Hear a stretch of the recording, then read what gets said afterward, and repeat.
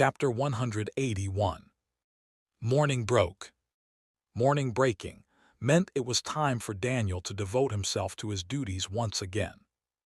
Today, Daniel's task was to head to the Grand Assembly Hall of the Imperial Palace and report directly to His Majesty the Emperor. Thus, from early morning, he was already inside a military vehicle on his way to the palace. Seated in the back seat, Daniel let out a low breath as he watched the scenery passing by through the window. I've finally returned to the capital, and yet there's no time to rest. I feel even busier than before. As he voiced his complaints internally, the sound of papers flipping reached his ears. It was the sound of Lucy opening a file and reviewing documents. After scanning the documents for a while, Lucy turned to Daniel and spoke. "High Commissioner, how much time do you intend to allocate for the investigation and the press coverage?" It wasn't a question that required much thought. "I intend to end it as quickly as possible. We've already extracted all the necessary information. I plan to conclude the investigation within a week and proceed with formal indictments." "Understood. Have you decided what form the trials will take?" "In order to reaffirm the authority of the imperial family, it must be public trials.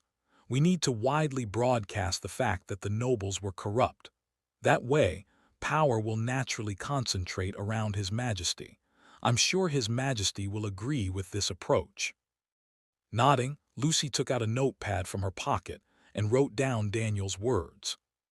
As Daniel Steiner's adjutant, Lucy frequently faced a barrage of questions during official duties, and she appeared to be taking notes in preparation for answering them on his behalf. In effect, Lucy acted in Daniel's stead in public matters, since Daniel himself disliked appearing at official events unless absolutely necessary. "She's probably running around on my behalf in ways I don't even know about." Thinking that made Daniel feel a twinge of guilt. As Lucy tucked the notepad back into her pocket and resumed reading documents, Daniel casually threw a comment her way. "You're commendable." Lucy's shoulders gave a small, startled twitch. Watching her reaction with a playful gaze, Daniel let out a low chuckle. "Supporting someone like me, who's constantly entangled in incidents and accidents, can't be an easy job. And yet, you've never once voiced a complaint." "I am simply doing what I must." "I'm sure you are.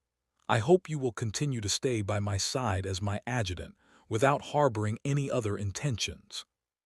In other words, even if the Allied nations issued an assassination order, he hoped she would overlook it once. On the other hand, to Lucy, Daniel's words felt like an extension of the confession she had received before. "I have never..." Mumbling awkwardly, Lucy whispered in a barely audible voice. "I have never harbored any other intentions." Her expression and voice remained calm, but both of Lucy's ears had turned a deep shade of red. Even her breathing had grown slightly unsteady. Wondering what was causing this reaction, Daniel looked at her with a puzzled expression, prompting Lucy to let out a small, forced cough. "More importantly, Colonel Daniel, there's a piece of news I must report to you." Though Daniel found Lucy's sudden change of subject suspicious, he chose not to point it out. "News what kind?" "Villanos, having confirmed the capital's stabilization, has downgraded the empire from a high-risk country. Currently, the empire is classified as a country requiring caution, and they plan to resume diplomatic relations soon." "Is that so? That's good to hear." Given the empire's current situation, where the acceleration of nuclear development was crucial to ending the war, the resumption of diplomacy with Villanos was something to be welcomed with open arms. "If the war ends somehow, I might finally be able to live a peaceful, pastoral life." As Daniel was thinking such thoughts, the military vehicle gradually slowed. Once it came to a complete stop, a soldier got out of the driver's seat and opened the back door. "We have arrived, High Commissioner." Thanking the saluting soldier, Daniel stepped out of the vehicle. What met his eyes was the massive main palace, which looked as though several mansions had been combined together, and the palace maids from the inner court waiting to greet him at the entrance. Upon seeing Daniel disembark, the maids approached and offered him a traditional bow. "Welcome, Colonel Daniel Steiner. We will escort you to the Grand Assembly Hall."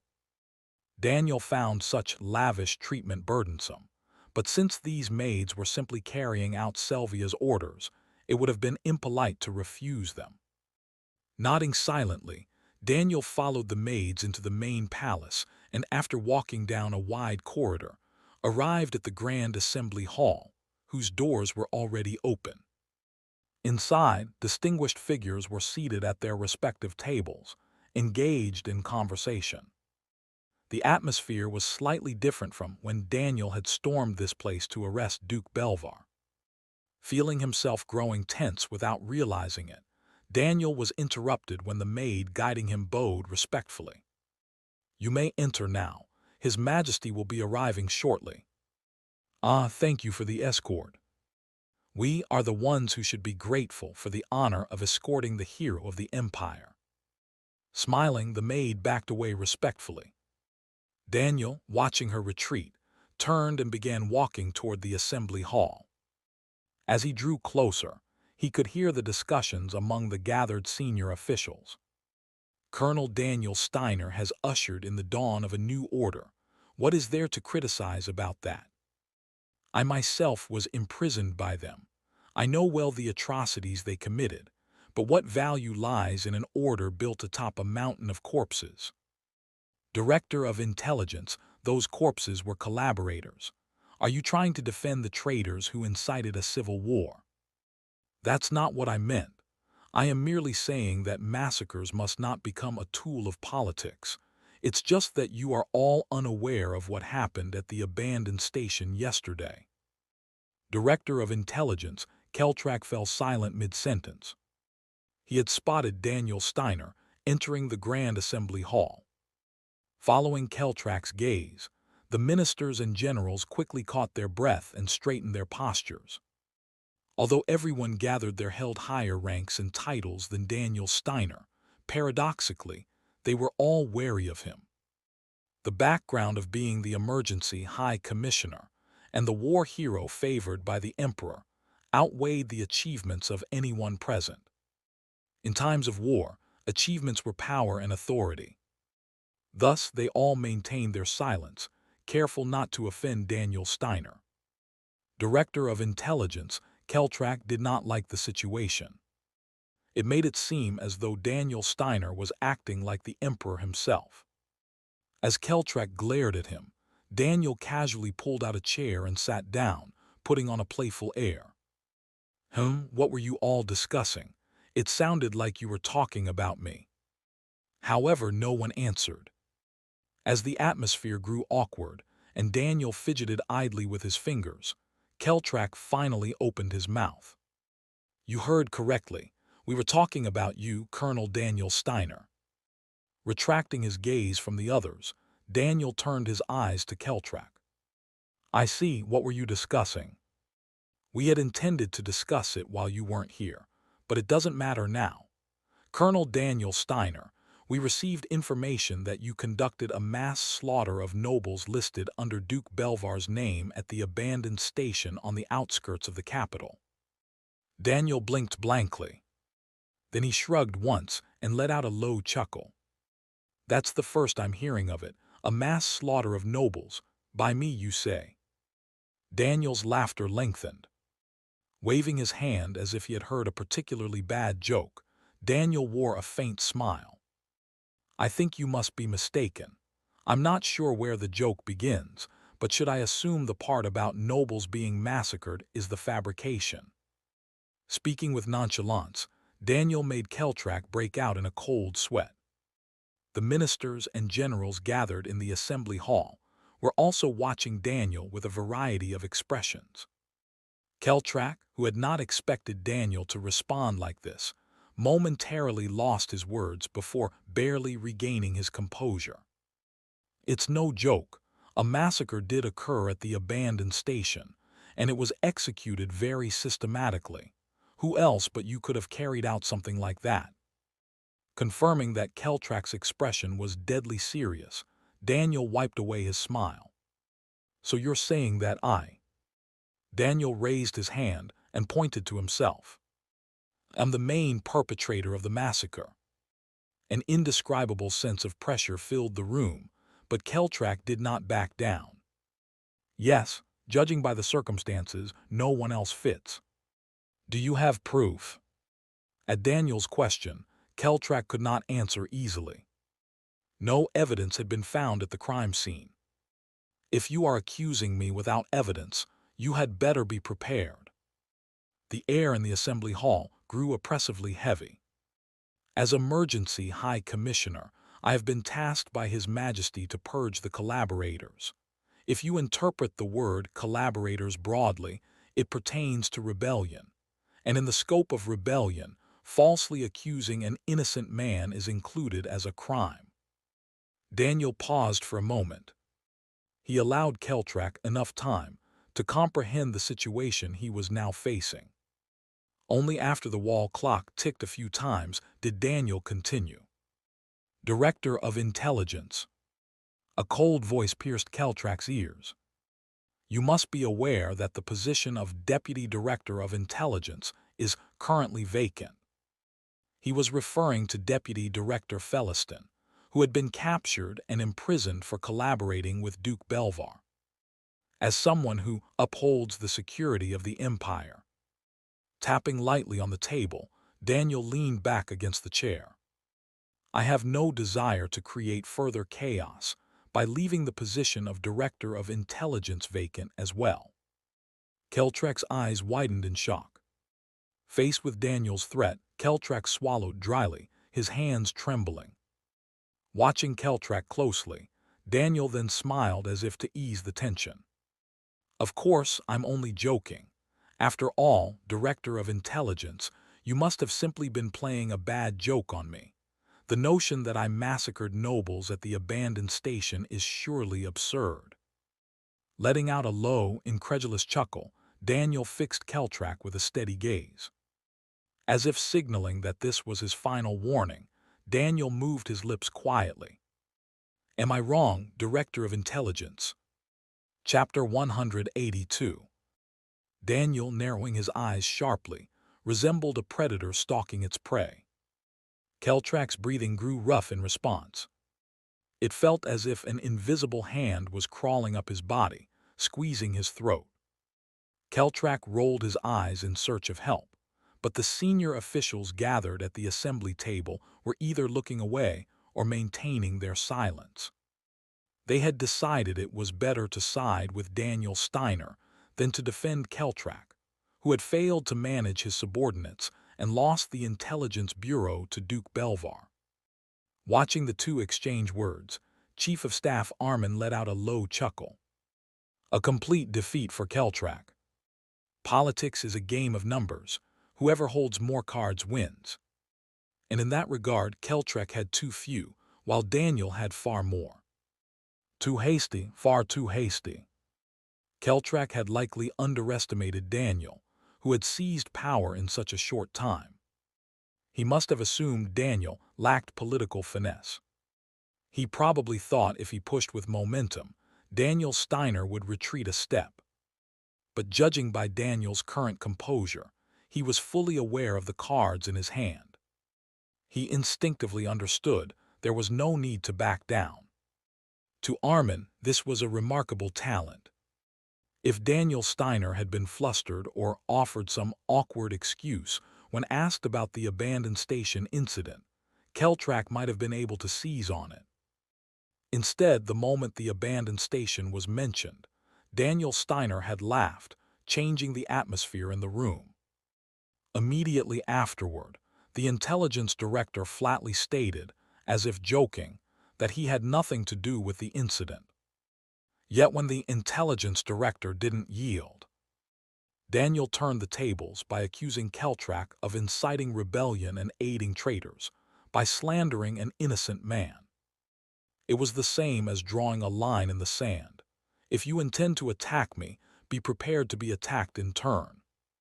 And once that line was crossed, it would lead to an irreversible catastrophe. Impressive, truly impressive rhetoric. Daniel Steiner's way with words was like a dish crafted by a chef who knows their ingredients well. Because he knew he wasn't in a disadvantageous position, he didn't step back. And because he didn't step back, he could press his opponent aggressively. And on top of that, whether it was natural talent or not, Daniel acted as if the incident at the abandoned station had absolutely nothing to do with him. To someone unaware of the truth, it would have genuinely looked as if Keltrak was slandering him.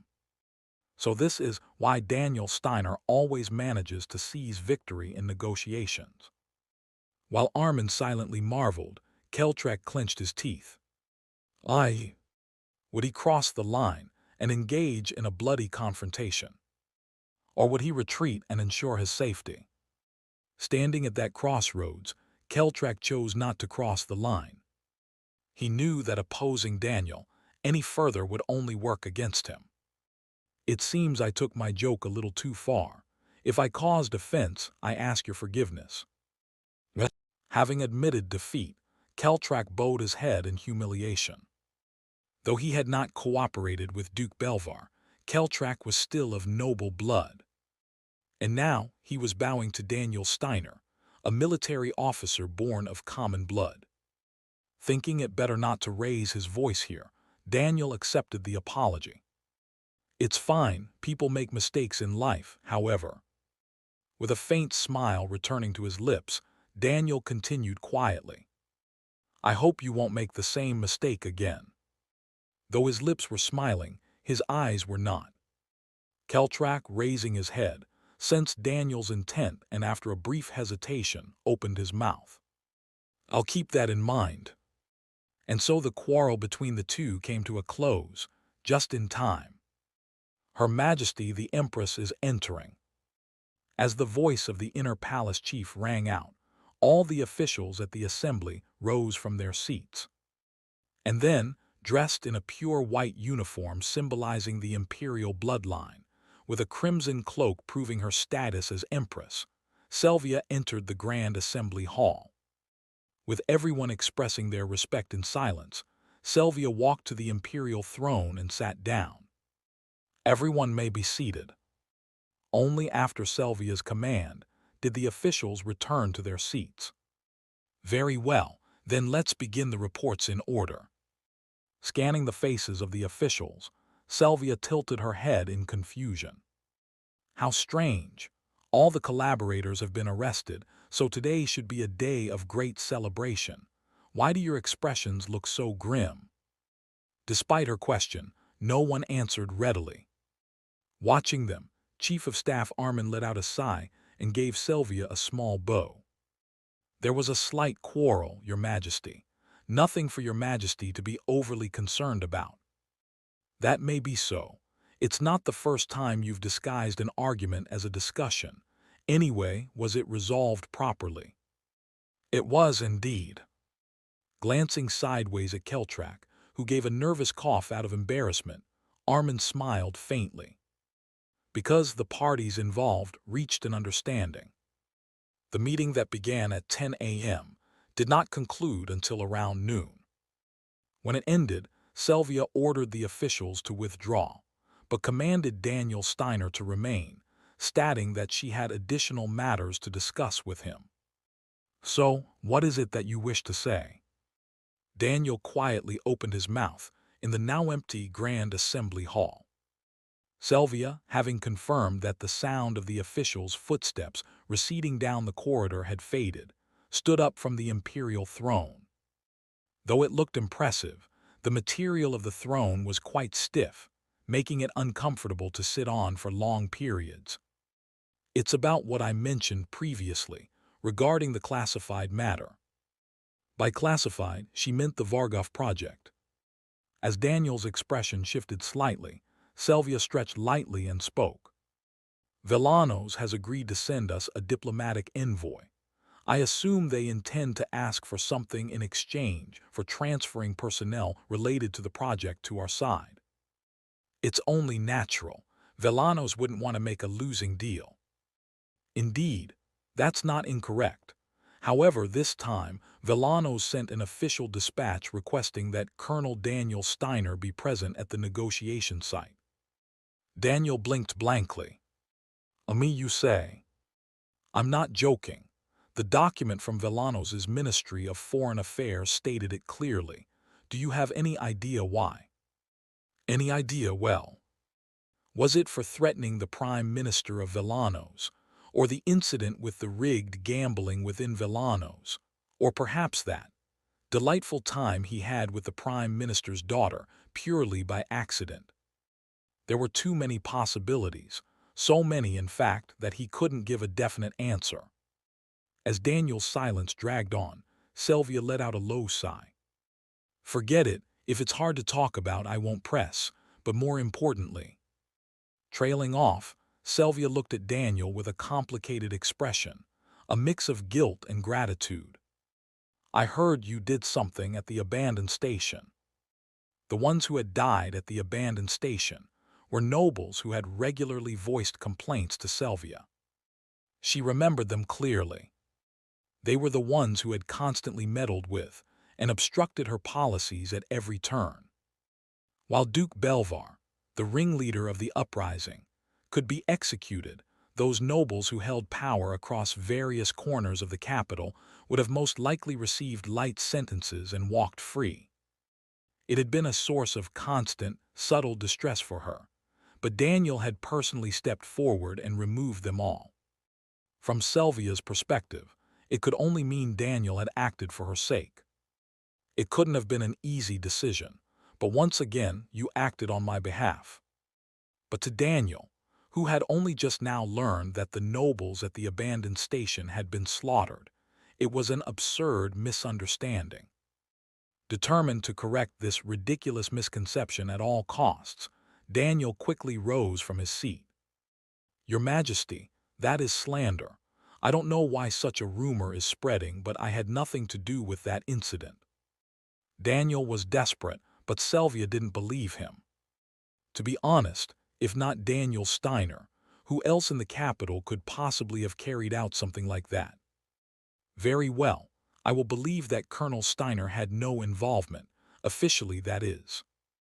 Seeing the faint smile on Sylvia's lips, Daniel thought, she's wrong. Looking into those affectionate eyes, he realized that no amount of denial would convince her otherwise. This is insane. Before he knew it, he had become some madman who would commit any atrocity for the Empress. As he let out a hollow, resigned laugh, Sylvia approached him. Colonel Steiner, at this point even for your own sake. Sylvia raised both arms. Before he could react, she gently embraced him. He heard an unintelligible murmur in between. So that we can. Your Majesty. Just as he was starting to feel confused by the sudden embrace, footsteps echoed from the corridor. Daniel was startled, but Sylvia only hugged him tighter. The footsteps drew closer, and then came to a halt just inside the Grand Assembly Hall. Colonel Steiner. It was Lucy's voice. When Daniel had not come out of the meeting room, she had grown concerned and come looking for him. But what she saw was Sylvia and Daniel embracing each other. Daniel, turning only his head, opened his mouth in an attempt to explain, clearly flustered, but whatever he meant to say didn't get across. As Lucy's eyes faded to gray, Sylvia parted her lips. You've arrived. Only then did she release her arms from around Daniel and step back. Sylvia looked directly at Lucy. The red-eyed killer. As if she knew something. Chapter 183. Red-eyed killer, don't tell me. Sylvia figured out Lucy's identity. If that were true, Daniel would be placed in a dangerously precarious position. Sylvia was the Empress of the Empire. Lucy was a living weapon of the Allied nations. Taking either side meant a disastrous future was all but guaranteed. Just as Daniel, now aware that his survival might be at risk, began to sweat coldly, Lucy opened her mouth calmly. "Your Majesty, you're not wrong, but in wartime killing is inevitable. A soldier's duty is, after all, to kill the enemy." It was a valid point. But to Sylvia, Lucy's words sounded like nothing more than a feeble excuse. "So you wish to argue that you're no different from any other ordinary soldier?" "I'm sorry, but yes." "Absurd, from what I know you." Sylvia cut herself off mid-sentence. She had glanced at Daniel standing beside her. Daniel probably doesn't know this woman is a spy from the Allied nations. If he had known, there was no way he would have kept her at his side as an adjutant. There was no way someone like Daniel Steiner, who had shown such utter devotion to the Empire, would knowingly harbor a spy. "I don't want to make things difficult for him." Sylvia had no desire to start a fight with Lucy while Daniel Steiner was present. She steadied her voice. "Colonel Steiner." Only then did Daniel snap back to his senses and lower his head deeply. "Your Majesty, I sincerely apologize. My adjutant's behavior was disrespectful. I will speak to her firmly so that nothing like this happens again. Please, I beg you, do not be angry." Sylvia felt a pang of guilt at Daniel's flustered demeanor, but she wasn't about to let it go. "I'm not angry. I'd just like to ask Colonel Steiner to give me a moment alone to speak with your adjutant." "With my adjutant?" A vague sense of unease swept over him, but he couldn't possibly refuse a request from the Empress. "Understood, just in case I'll wait outside." Daniel lifted his head, cast Lucy a worried glance, then walked away. He made it to the entrance of the Grand Assembly Hall and quietly closed the door behind him. With only the two women remaining, a light silence settled over the room. Their gazes met, and sparks flew in the air between them before Sylvia quietly spoke. "It must have been difficult, hiding your identity in front of Colonel Steiner all this time." "I'm not sure what you're talking about. Hiding my identity." "Codename Crimson Death." Lucy's eyes trembled faintly. Sylvia, confident she had struck a nerve, gave a faint smile. "Or perhaps the alias Red-Eyed Reaper. I've heard you specialize in high-profile assassinations, and that your main assignment is executing those who have betrayed the Allied nations. My, what a taxing job that must be." "Your Majesty, I have no idea what you're referring to." "Of course. I imagine you'd want to keep pretending not to know, but this isn't something we can just gloss over with denial. Unlike before, I've gathered evidence proving you're a spy for the Allied nations." The composure in Lucy's face began to waver. Sylvia slowly approached her. "Since I have the evidence, there's no longer any problem with punishing you. But given how faithfully you've performed your duties as Colonel Steiner's adjutant, I'll give you one chance." Clack! Her heels echoed hollowly through the vast chamber. Sylvia stopped just a few steps away from Lucy and spoke. "Leave the Empire quietly and never return." It was a merciful expulsion, the Empress's gentle sentence for a spy of the enemy. But Lucy wasn't a fool. She knew Sylvia wouldn't show kindness without a reason. "I understand, which means there's no need for me to leave the Empire." "Are you deaf? I said I have proof that you're a spy for the Allied nations. If you don't believe me, I can show it to you." "I believe your Majesty has gathered that evidence, so why give me a chance? There's no reason to." The tide shifted. Sylvia swallowed dryly as Lucy continued in a calm tone. "Your Majesty knows. The moment you label me a spy, Colonel Steiner's position will be irreparably shaken. If the world learned that Daniel Steiner's adjutant was, in fact, a spy from the Allied nations, the fallout would be tremendous. Even if the Imperial Daily tried to cover for him, the independent newspapers, desperate for headlines, would print article after article, and the people would eat them up. Rumors would spread instantly, and when they did, neither the imperial court nor the military could avoid holding Daniel Steiner accountable. In the process, all manner of gossip would emerge, and Daniel Steiner would find himself completely isolated. Even if things somehow went well, the label of a soldier who didn't even realize his own adjutant was a spy would follow him until death.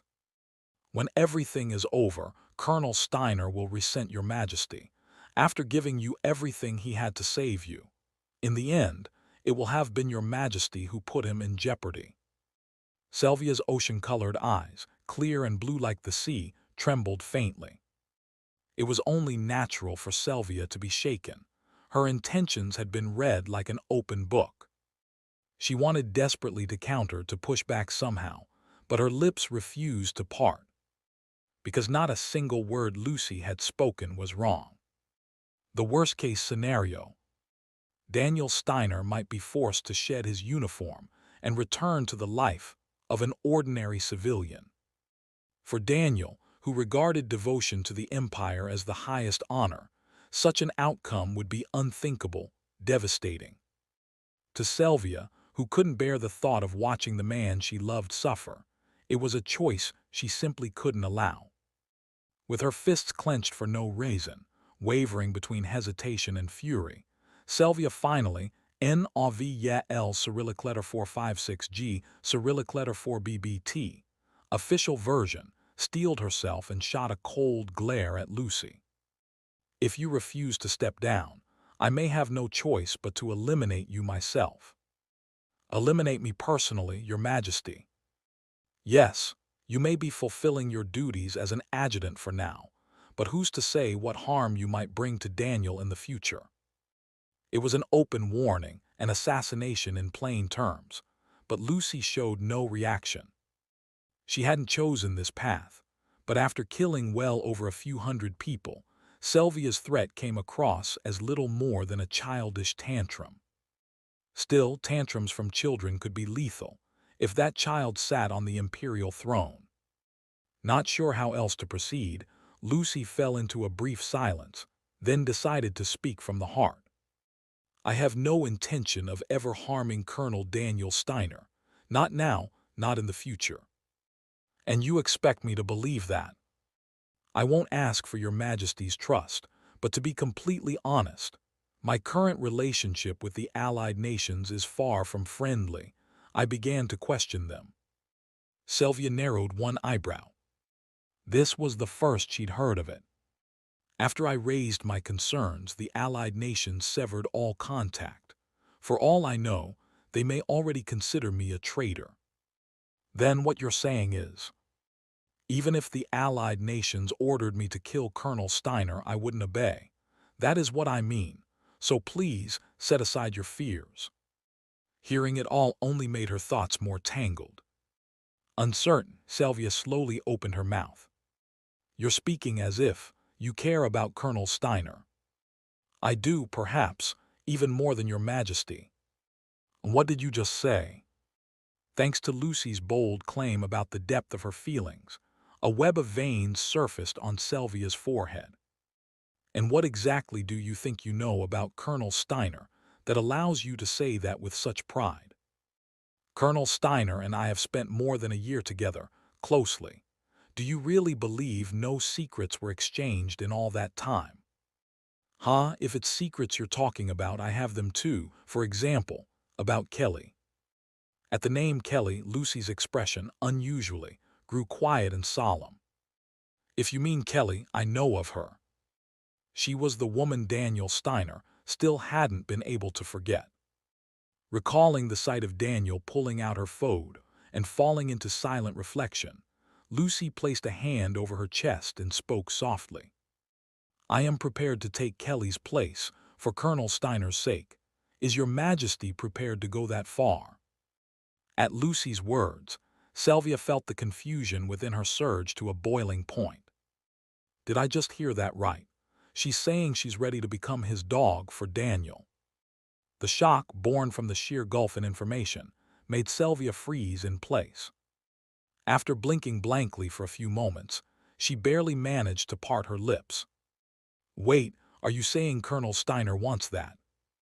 Lucy recalled the moment Daniel had told her, "You're more precious to me than Kelly," and gave a small nod.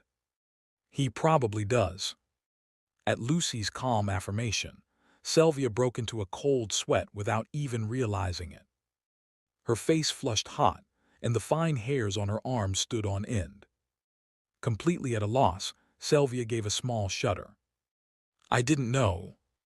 Crossing her arms as if to compose herself, her eyes dropped to the floor. Her shoulders curled in slightly. "I didn't think Daniel had those kinds of tastes." And yet the burning heat in her cheeks refused to fade. Chapter 184. As Sylvia's misunderstanding deepened, Daniel stood outside the Grand Assembly Hall, growing increasingly anxious. Judging by the atmosphere, there's no way that was just an ordinary conversation. The same lethal tension from the Christmas banquet was unmistakably present. Anyone with half a brain could tell that the two women were engaged in a battle of nerves, harboring ill will toward each other. If Sylvia knows about Lucy's identity, what happens to me? Could she move the Security Bureau to punish Lucy? And if, in the process, it's discovered that I've been hiding a spy from the Allied nations? In the worst-case scenario, he could end up like Duke Belvar. Of course, Daniel didn't believe Sylvia would go that far, but even the slightest possibility was enough to unsettle him. He wanted, more than anything, to press his ear to the door and eavesdrop on what the two were saying, but he couldn't bring himself to do it. No one was in the corridor now, but members of the imperial household or resident officials could pass by and witness him. "There's nothing I can do.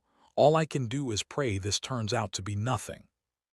Letting out a low sigh, Daniel leaned back against the hallway wall and blankly stared ahead. Beyond the corridor, windows stretched the imperial courtyard. Perhaps to emphasize the majesty of the emperor, the courtyard was designed in a perfectly symmetrical layout, where several gardeners busily went about their work. A few birds flitted freely among them. One bird, weary from play, perched on a branch to rest, and the light-drenched leaves gently swayed. Most of spring's traces are already gone. Thinking that summer was fast approaching made a wave of fatigue wash over him. Because summer is the season of war. As far as Daniel knew, it was in the summer that the Federation and the Republic formally entered the conflict. If I recall, the Republic already deployed troops to the border. They hadn't declared war yet, but their preparations made it as good as official. Thanks to that, the Empire had sensed the Republic's unusual movements and was in the process of redeploying its own forces. "We'll have to pull personnel from the Eastern Front and reinforce the North." But that would inevitably weaken the Empire's hold on the Eastern Front. Even with the strongest military in the world, they would be forced to fight just to hold off enemy attacks. Still, there was one fortunate thing. The Federation had yet to make any significant moves. By now, the Federation should be aligning its war preparations with the Republic. But with major and minor changes to the timeline, the Federation was currently hesitating to enter the war. That, at least, was a small relief to Daniel, just as the doors to the Grand Assembly Hall opened. What emerged was Lucy, her hair a brilliant white like snow. After softly closing the door behind her, Lucy naturally spoke as soon as her eyes met Daniel's. "Colonel Daniel, Her Majesty says your business is concluded and you're free to leave the palace now." A short silence passed between them. Still unsettled on many fronts, Daniel broke the silence. "Nothing happened. I mean between you and Her Majesty." "Yes, we simply exchanged a few words." Though quite a lot had been said, Lucy dismissed it as a mere casual conversation. The matter had already been settled, and she didn't want to burden Daniel by recounting what had occurred inside. Daniel knew her words weren't entirely true, but he chose to let it slide. If she appeared this composed, he could trust that she had handled it well. But there was one thing he couldn't just overlook. Daniel stepped forward and stopped directly in front of Lucy. "Lieutenant, why did you show such disrespect to Her Majesty?" At his question, a subtle flicker crossed Lucy's usually impassive eyes. Even she couldn't clearly understand why she'd been so angry at the time. She simply didn't want to see Daniel embracing Sylvia. Unable to voice such foolish emotions, Lucy remained silent, and Daniel continued.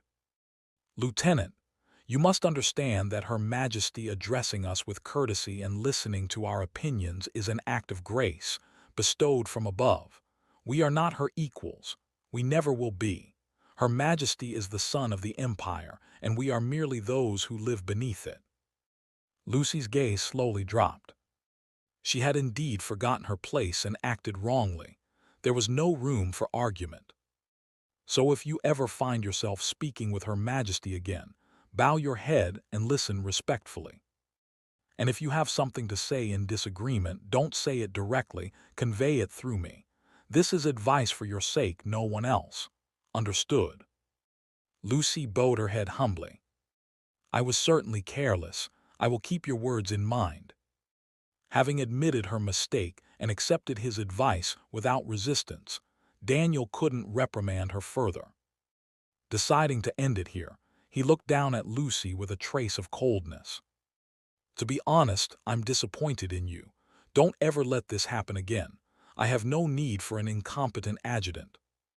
With that, Daniel turned and walked away. After a brief delay, Lucy followed him. She kept 2 steps behind him.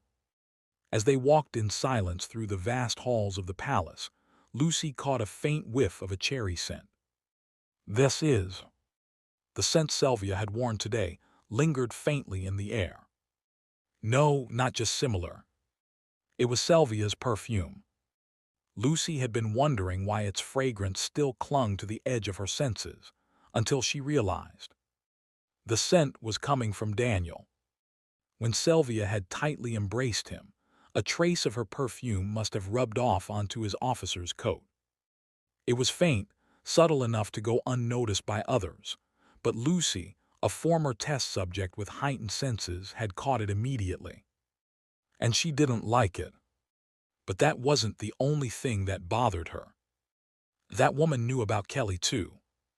All this time, Lucy had thought it was a secret shared only between her and Daniel, but that wasn't true at all.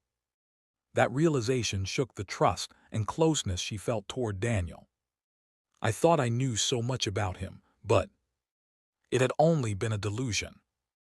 Daniel had never truly opened up to her, not about himself. But Lucy wanted to know. She wanted to know more than just his taste for desserts, what kind of past he had, what made him happy, what landscapes he liked, what he hated, what his ideal type was, and what hobbies he enjoyed when he was alone. Not through guesswork, but directly from Daniel himself. Yet Daniel, consciously or not, always hid those parts of himself.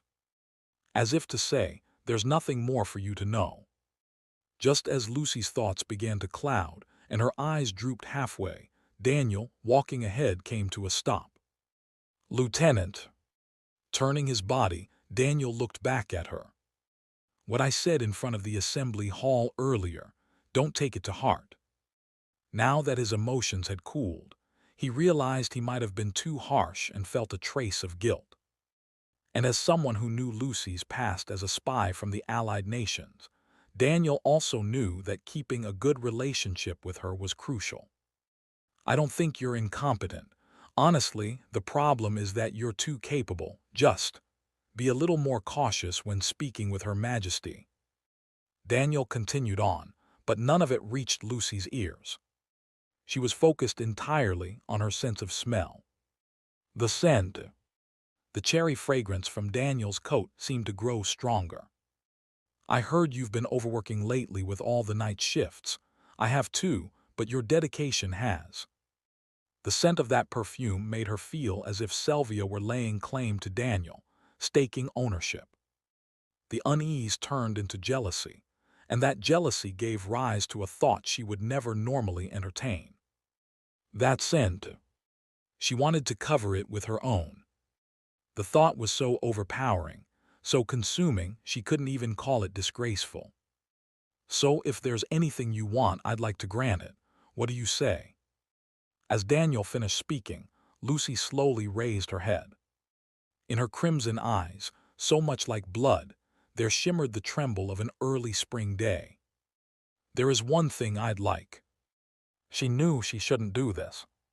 She knew that making such a request of Daniel would disqualify her as his adjutant. But just for today, she wanted to be selfish. Colonel Daniel. She wanted to cling to him. If you don't mind. Her trembling voice grew firmer.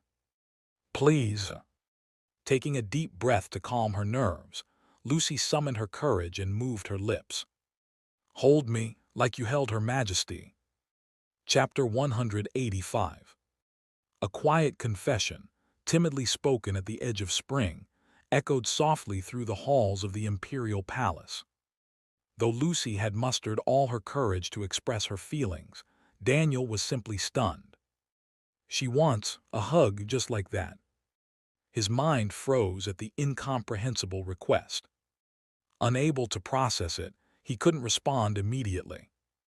In the heavy silence, Daniel ran through multiple scenarios in his head. Is she trying to put me in a difficult position? Revenge for the scolding I gave her earlier in front of the assembly hall. Not impossible, but he didn't think Lucy was that petty. Some new assassination technique. Pretend to hug me and crush my spine. Ridiculous. Even he found the thought absurd and let out a faint chuckle. Even if Lucy bore ill will, she wouldn't pull such a stunt inside the imperial palace. Then is this a seduction tactic? She might not have given up yet. If it were a honey trap, her current behavior would make sense. And yet, Lucy's expression was far too real for him to believe it was an act. Her vibrant red eyes trembled ever so slightly with embarrassment, an emotion too raw to be faked. Could she possibly like me? Looking back, they had been together for over a year. Aside from the head of the orphanage and the children, she was the person Daniel had spent the most time with. Through numerous incidents, she had threatened his life and saved it more than once. In the process, maybe it wasn't so far-fetched that she developed some human attachment to me. Not that he believed it was likely.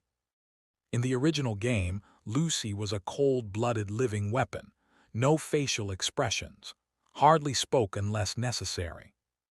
She was a machine of death, mowing down Imperial troops on the battlefield. Throughout the playthrough, all that echoed around her were screams, not laughter. For someone like her to feel something human for me. It felt off, too contradictory. Still, Daniel couldn't sense any malice in her request. And regardless of her motives, there was no real reason to deny her. He carefully opened his mouth. If that's truly what you want, is that enough? Lucy's shoulders gave a small jolt. She thought he would reject her after the long silence, but he hadn't. When she gave a small nod, Daniel asked again. Lieutenant, you know that I am currently the Emergency High Commissioner of Public Security, overseeing the entire Central Security Bureau. Someone in my position is asking you what it is you want. This is not a common opportunity. You might want to think carefully and answer again. Lucy shook her head, as if to say she needed nothing else. I am confident that I won't regret my choice. With her saying that much, Daniel couldn't bring himself to refuse. He nodded, took a step forward, and gently pulled Lucy into an embrace. The moment their bodies touched, Lucy's eyes widened. Being held in Daniel's arms made her heart pound out of control. Flustered and unsure of what to do, Lucy slowly raised her hands and wrapped them around him in return. Then she buried her face into his chest. There was a time before something like this happened. Her voice was steadier now, The shaking inside her quieted. "I always end up acting childish with you, Colonel." She didn't know exactly what this feeling was. But there was one thing she was certain of. Just like when Daniel said I was someone important to him, Lucy, too, now considered Daniel someone important. Savoring the warmth of his embrace, Lucy slowly closed her eyes. While held in Daniel's arms, all the worries swirling in her head seemed to fade to nothing.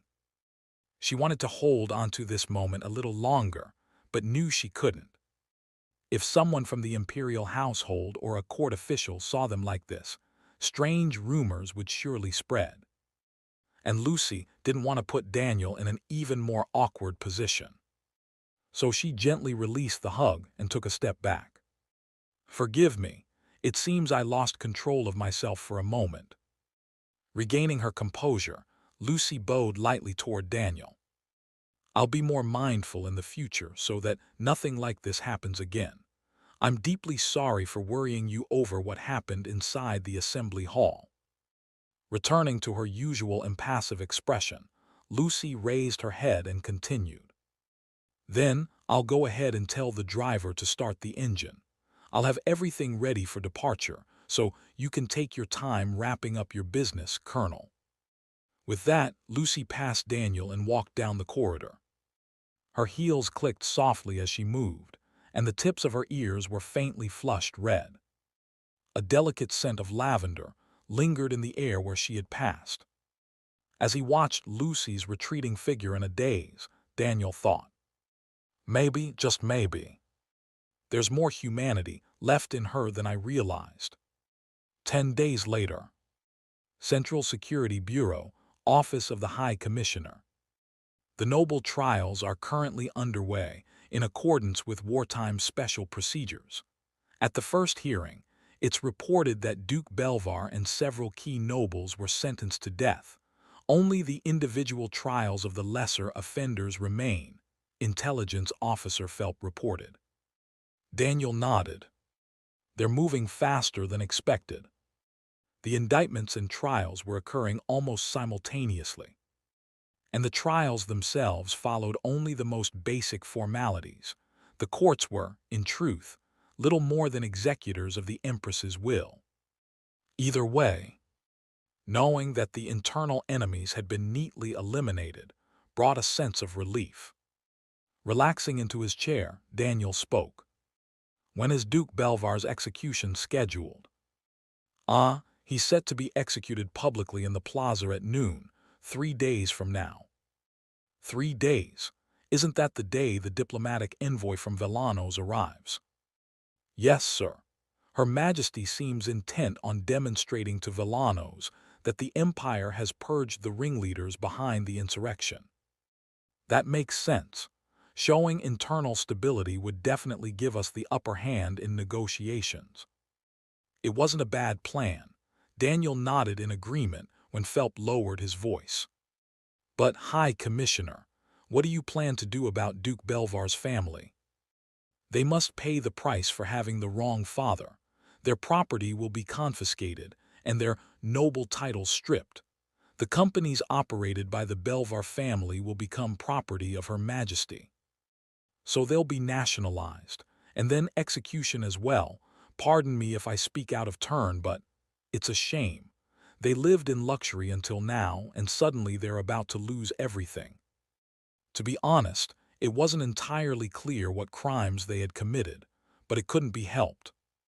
Punishing even the families of the ringleaders significantly lowered the chances of another rebellion breaking out. Still, Daniel couldn't allow them to meet their end just like that, not when he had once made a deal with Duke Belvar for information. "They won't be killed. In fact, we'll prepare a few abandoned houses on the outskirts of the capital and let them live there. Compared to their old lives, it'll be hell, but they'll still be able to exist as human beings." "Excuse me, even if you made a promise, sir, you don't need to go that far." Phelps fell silent, instinctively unnerved. No way. Stripping a once powerful noble family of all wealth and titles, then forcing them to live on the margins of society, with only the bare necessities provided. It could mean only one thing. Daniel Steiner wanted to preserve the image of a ruined noble family as a living warning within the capital itself. People will see the Duke's children living that wretched life and think, this is what happens when you defy Daniel Steiner. So the rumors were true, that powerful men in history would turn the families of their enemies into playthings. To allies, he might have seemed like a great man, but to his enemies, he was nothing short of a demon. Daniel felt pity for Duke Belvar's family, but there was no way Phelps could have known that. And so, another layer of misunderstanding toward Daniel Steiner settled in Phelps' mind. Just then, a knock echoed through the office. Daniel looked up and gave permission to enter, and Lucy stepped inside and offered a crisp salute. "Hi, Commissioner." As Daniel returned the salute, Lucy spoke. "Apologies for disturbing you during your busy schedule." "It's fine, what is it?" "A businessman has come requesting an audience. He says he wishes to make a donation in support of the newly established National Security Oversight Bureau and would like to speak with you briefly." A donation to the Oversight Bureau. That was the best news Daniel had heard all day. He leaned forward with interest. "I don't mind, but if he has ties to any noble houses or political figures, send him away. The Oversight Bureau must remain neutral." "You needn't worry. I looked into it myself, he's clean." "Now you've piqued my interest. Do we know who this businessman is?" Strangely enough, despite managing several ventures, he's a black man. He introduced himself as. Lucy paused briefly, then finished. "Hamthel. Would you like to continue with the meeting with Hamthel?" Chapter 186. Having heard a rough outline of the mysterious businessman, Daniel headed to the reception room of the Central Security Bureau. Opening the door and stepping inside, Daniel saw Hamthel seated on the sofa, savoring the aroma of coffee. As he'd heard, the man was a black man dressed neatly in a suit. At a glance, it wasn't an expensive suit, but neither was it cheap.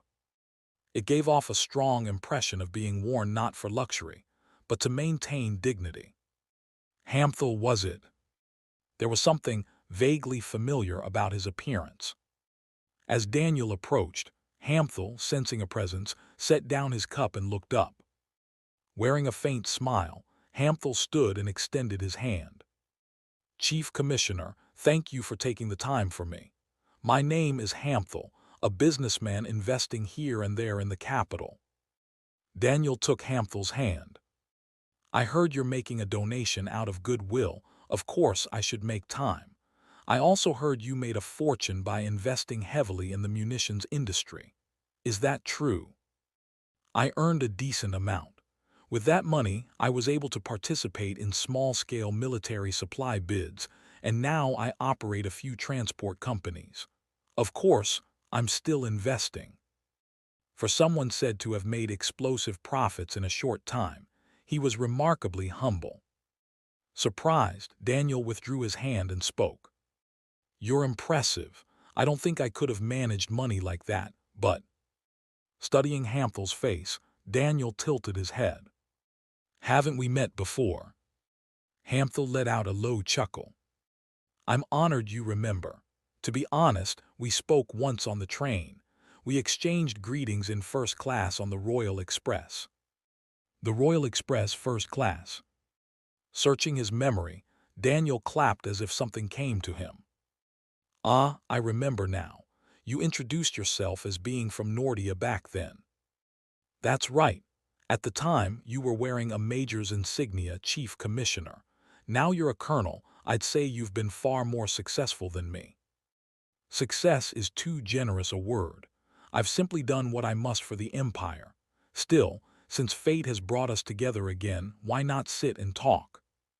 At Daniel's invitation, Hamthel nodded and sat on the sofa. Daniel sat across from him, smiling. "To have crossed from Nordia and made a name for yourself as a businessman in the Empire, truly impressive. Surely you barely have time to keep your businesses running, and yet you even choose to make donations for the empire. I can only feel a sense of admiration. I've always held respect for you as well, Chief Commissioner, for your dedication to the empire. Compared to the battlefield where lives are on the line, business is nothing more than a child's game. Don't say that. I know full well that business is no different from war. After exchanging pleasantries, Daniel lifted his cup and took a sip of coffee. Judging by the taste, it must have been brewed by Lucy. Savoring the flavor in his mouth, Daniel set the cup down and spoke. Shall we get to the main point now? The main point. What do you want? I know there's no such thing as a free favor in business. After all, businessmen were the sort of people who would hire even a monkey if it meant profit. So he was asking what Hamthel wanted in return for donating to the National Security Oversight Bureau. Hamthel seemed to think for a moment, then raised his head to meet Daniel's eyes. There's not much I want, but if you insist on asking, I'd like it if news of my donation could be printed on the front page of the Imperial Daily. In times of war, patriotic donations make for effective advertising after all. That's all. I shouldn't be asking for anything more, should I? Even if I say this, my patriotism isn't a lie. I truly hope for a more ideal empire to be born, and I believe that by Her Majesty's side leading that empire, you will be there, Chief Commissioner. Hamthel was simply operating Blackbird for the sake of that future.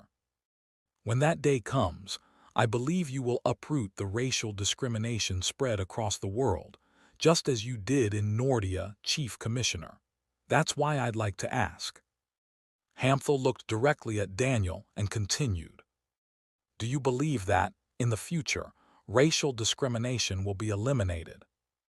Anyone living in this era would have hesitated to answer such a question. To be honest, even in the Empire, where discrimination based on status was abolished and legal distinctions by race were outlawed, people still implicitly rejected each other. In such a time, how many could confidently say the future would be different? But Daniel could answer with certainty, because in his previous life, he had already seen how history would unfold. It won't disappear completely. I thought so, but I can assure you it will be far better than now. At the very least, people won't suffer disadvantages just because of their race.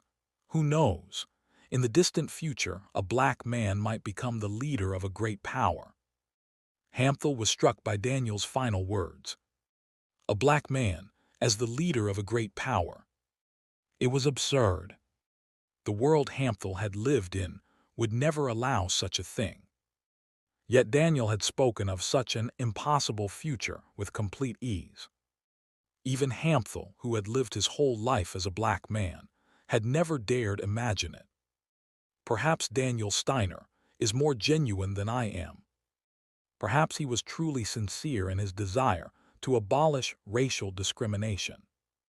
Of course, Daniel had only recalled the history he had experienced in his previous life, but there was no way for Hamthel to know that. Moved as if standing before a prophet, Hamthel nodded with a faint smile. Your vision is incredibly vast, Chief Commissioner, far beyond anything I could reach. With this, I believe I can entrust you with the documents. Documents? Daniel blinked in confusion. As he wondered what Hamthel was talking about, the businessman reached into his coat. What emerged from Hamthel's hand was an old, worn document. I came across this while expanding my business, unintentionally, of course. It seems to be encrypted, but I couldn't make any sense of it and have been quite anxious about it. I thought perhaps you might be able to read it, Chief Commissioner. Curious about what he meant, Daniel accepted the document from Hamthel. Unfolding the creased paper, Daniel saw that the text was written in double encryption. They were codes once used by the Allied nations. Having learned cipher decryption at the academy, Daniel recognized them immediately. These codes were discontinued due to security vulnerabilities, which means this document itself was a classified file from at least 10 years ago. While puzzling over the document and decrypting its contents, Daniel unconsciously froze. This is a document about the Lucy project, more precisely. It describes the location and geographical advantages of the laboratory where the Lucy project was conducted. A copy, perhaps. With his thoughts reaching that point, Daniel folded the document and looked at Hamthel. Where exactly did you get this? I told you, did I? I acquired it unintentionally while expanding my business. If you want it, you may keep it. I have no use for it. Hamthel spoke in a tone that discouraged further questioning, and then stood up. Then I'll be on my way. I can't continue wasting your precious time, Chief Commissioner. I'll send the donation-related documents later in writing. Bowing politely, Hamthel walked toward the reception room door. There was something subtly suspicious about him, but Daniel couldn't bring himself to call him back. Soon after Hamthel exited the room, Lucy entered. Chief Commissioner, if your meeting is over, we need to prepare for the reception with Ambassador Villanos. As Lucy stepped into the reception room, Daniel hurriedly tucked the document into his coat. It was information she had no business knowing. The problem was, Lucy had seen him do it. Chief Commissioner, did you just hide something? He'd been caught. Breaking into a cold sweat, Daniel answered as naturally as he could. Hide something. I was just looking at a picture of Kelly and put it back in my coat. But Lucy didn't seem convinced. Realizing her crimson eyes were staring at him with a sharp intensity, Daniel cleared his throat and stood up. Lieutenant, it's not proper to doubt your superior. If you want, I can pull the photo of Kelly out of my coat and show you. What do you say? At the mention of Kelly's photo, Lucy's expression changed completely. Though she'd wanted to see it all this time, she never asked because she didn't want to be a bother. Now the opportunity had finally come. Struggling to contain her excitement, Lucy replied, I would like to see it. Thinking the subject had been safely diverted, Daniel sighed inwardly in relief and reached into his coat. Very well, she's a cute and lovely one. You'll like her. Instead of the document, Daniel pulled out Kelly's photo and handed it to Lucy. Lucy accepted the photo with trembling hands. And then she froze on the spot. Because in the photo was a golden retriever smiling brightly. Staring blankly in disbelief, Lucy slowly lifted her head. Colonel Daniel, I don't think that's a very funny joke. Joke? What are you talking about?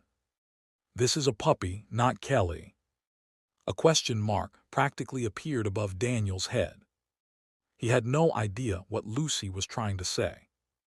It took him a while before he finally spoke. I'm not sure what you mean, that is Kelly. Lucy's red eyes trembled. Confused and distressed, she barely managed to open her mouth. As far as I know, Colonel Daniel, you always spoke of Kelly with such longing, with such sorrow in your eyes. She was my dearest friend when I was young. I was the one who insisted she be raised at the monastery in the first place. Of course, I have many memories of her. Then what about when you said you wanted to embrace Kelly? That holding her and rolling around with her was the joy of your life. Lucy's voice was trembling. Daniel looked at her in surprise. Lucy was unusually emotional, unlike her usual composed self. He didn't know exactly what she was expecting, but he had no choice but to speak the truth. Well, after a brief silence, Daniel answered awkwardly. Kelly is a dog. Chapter 187. As Daniel confirmed it, the confusion in Lucy's eyes deepened further. The simple truth that Kelly was a dog struck Lucy like an unforgivable catastrophe. And it was no wonder. Until now, Lucy had believed Kelly to be Daniel's ex-girlfriend. She had even felt a pang of jealousy toward Kelly on occasion, which said it all. So that means Lucy had been jealous of not Daniel's ex-girlfriend, but a dog Daniel had raised, all while wildly misunderstanding things on her own. Realizing this, Lucy's face turned bright red. Her heart was pounding so hard, she could no longer maintain her composure. She wanted to run away from this place immediately, but she couldn't. To leave now would be no different than confessing her misunderstanding and shame to Daniel directly. And for Lucy, who always wanted to show only her best side to him, that was impossible. Remaining silent for a while, Lucy eventually calmed her breathing and opened her mouth. "Colonel, if it's not too impolite, may I ask you one question?" Of course, there was no reason he couldn't. When Daniel nodded, Lucy took a breath and forced herself to speak. "Have you ever been in a romantic relationship with a woman?" It was a question born from the hope that Daniel would say, "It was a joke that Kelly's a dog." She thought that if she asked about his romantic history, Daniel would mention an ex-girlfriend. But Daniel was simply confused. She was talking about a dog just a moment ago, and now she's asking about relationships. He didn't understand it, but there was nothing to hide, so he answered plainly. "No, and in any case we're at war. Do you think romance is even feasible?" That answer firmly hammered in the equation. Kelly equals dog. With no exit left, Lucy simply clenched her teeth and closed her eyes. Her heartbeat thudded in her ears, and the world felt distant and blurry. As Lucy stood there drowning in shame, Daniel cleared his throat. For reasons he didn't quite understand, the mood felt strange, and he wanted to change the subject. "Lieutenant, more importantly, didn't you say there's something I should know about the reception with the Vellano's ambassador?" Only then did Lucy quietly open her eyes. Her face and ears were still flushed red, but she tried hard to regain her composure.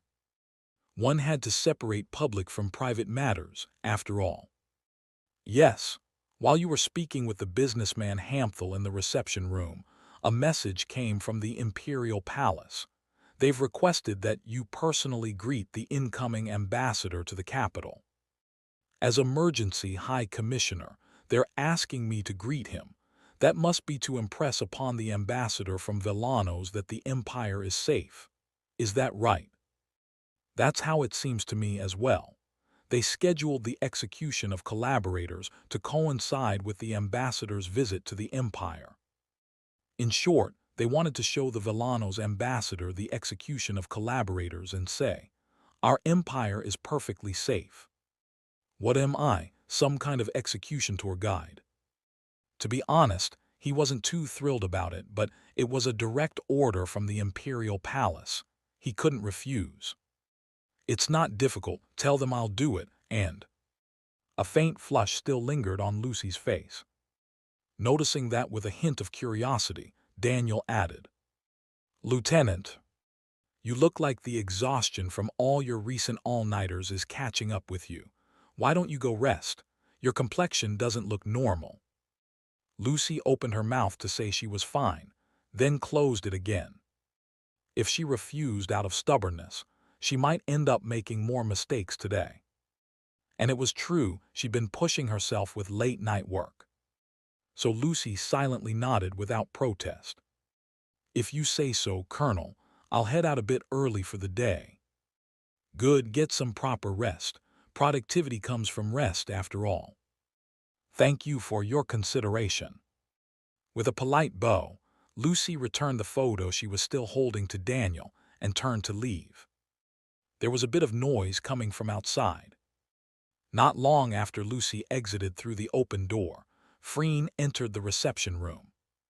"Colonel Daniel, I heard you were here, so I came by. Do you have a moment?" Under her loosely braided light brown hair, a gentle smile spread across her face. Perhaps because her uniform wasn't stained with blood today, that usual chilling aura she gave off was absent.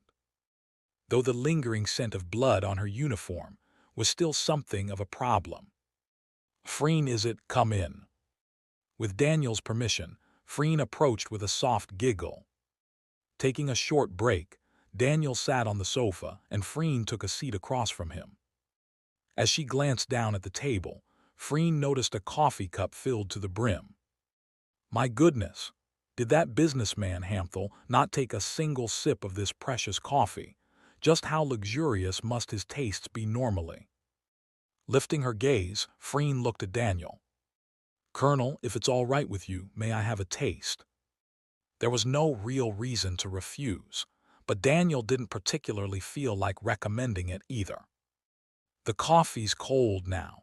The flavor won't come through properly. If you want to enjoy the taste as it should be, it's better to brew a new cup in the break room. I'd rather not waste the ingredients.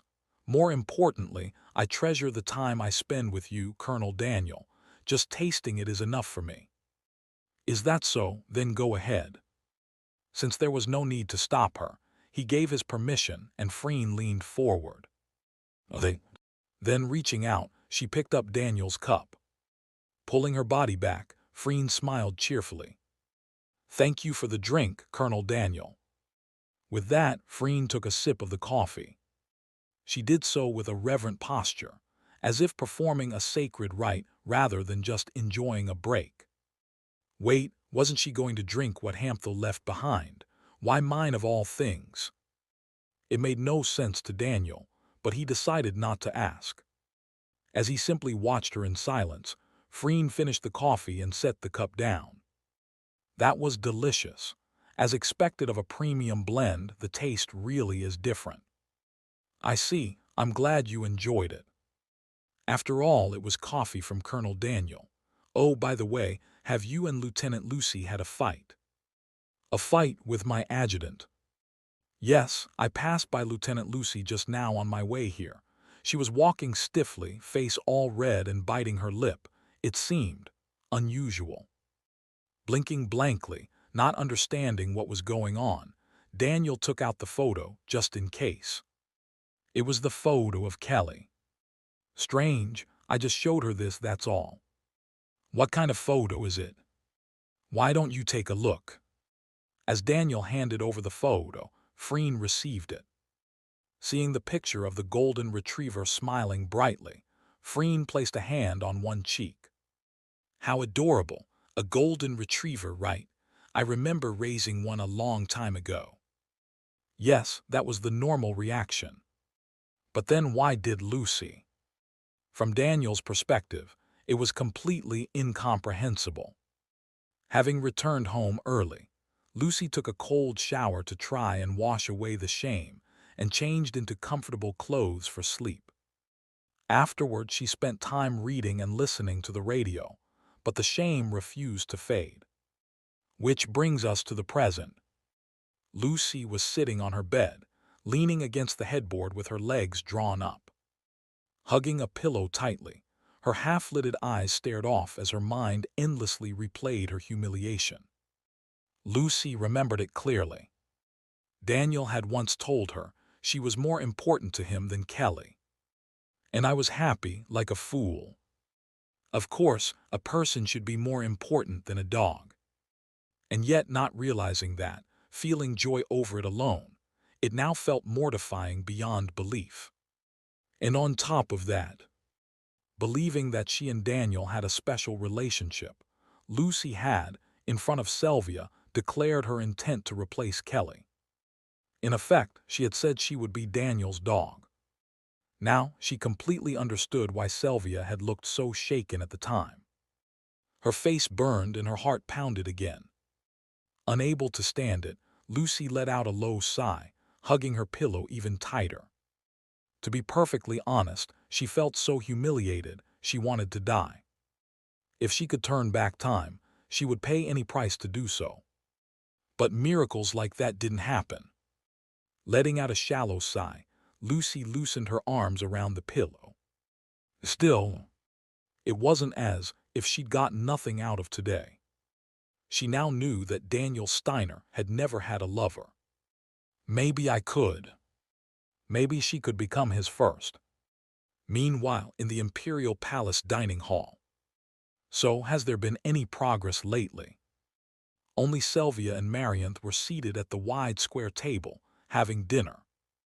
When Sylvia didn't answer, Marianth, slicing her steak with graceful motions, pressed the issue again. "Dear, Colonel Daniel is a fine candidate for a husband. I'm sure other women have their eyes on him besides you. Don't you think it's time you started planning ahead?" Normally, Sylvia would have brushed it off and told her not to worry, but not today. Because the words Lucy had said to her remained etched in her mind like a shock. Picking at her food for a while, Sylvia finally set down her utensils. "You're not wrong. Just like you said, there is a woman who likes Daniel."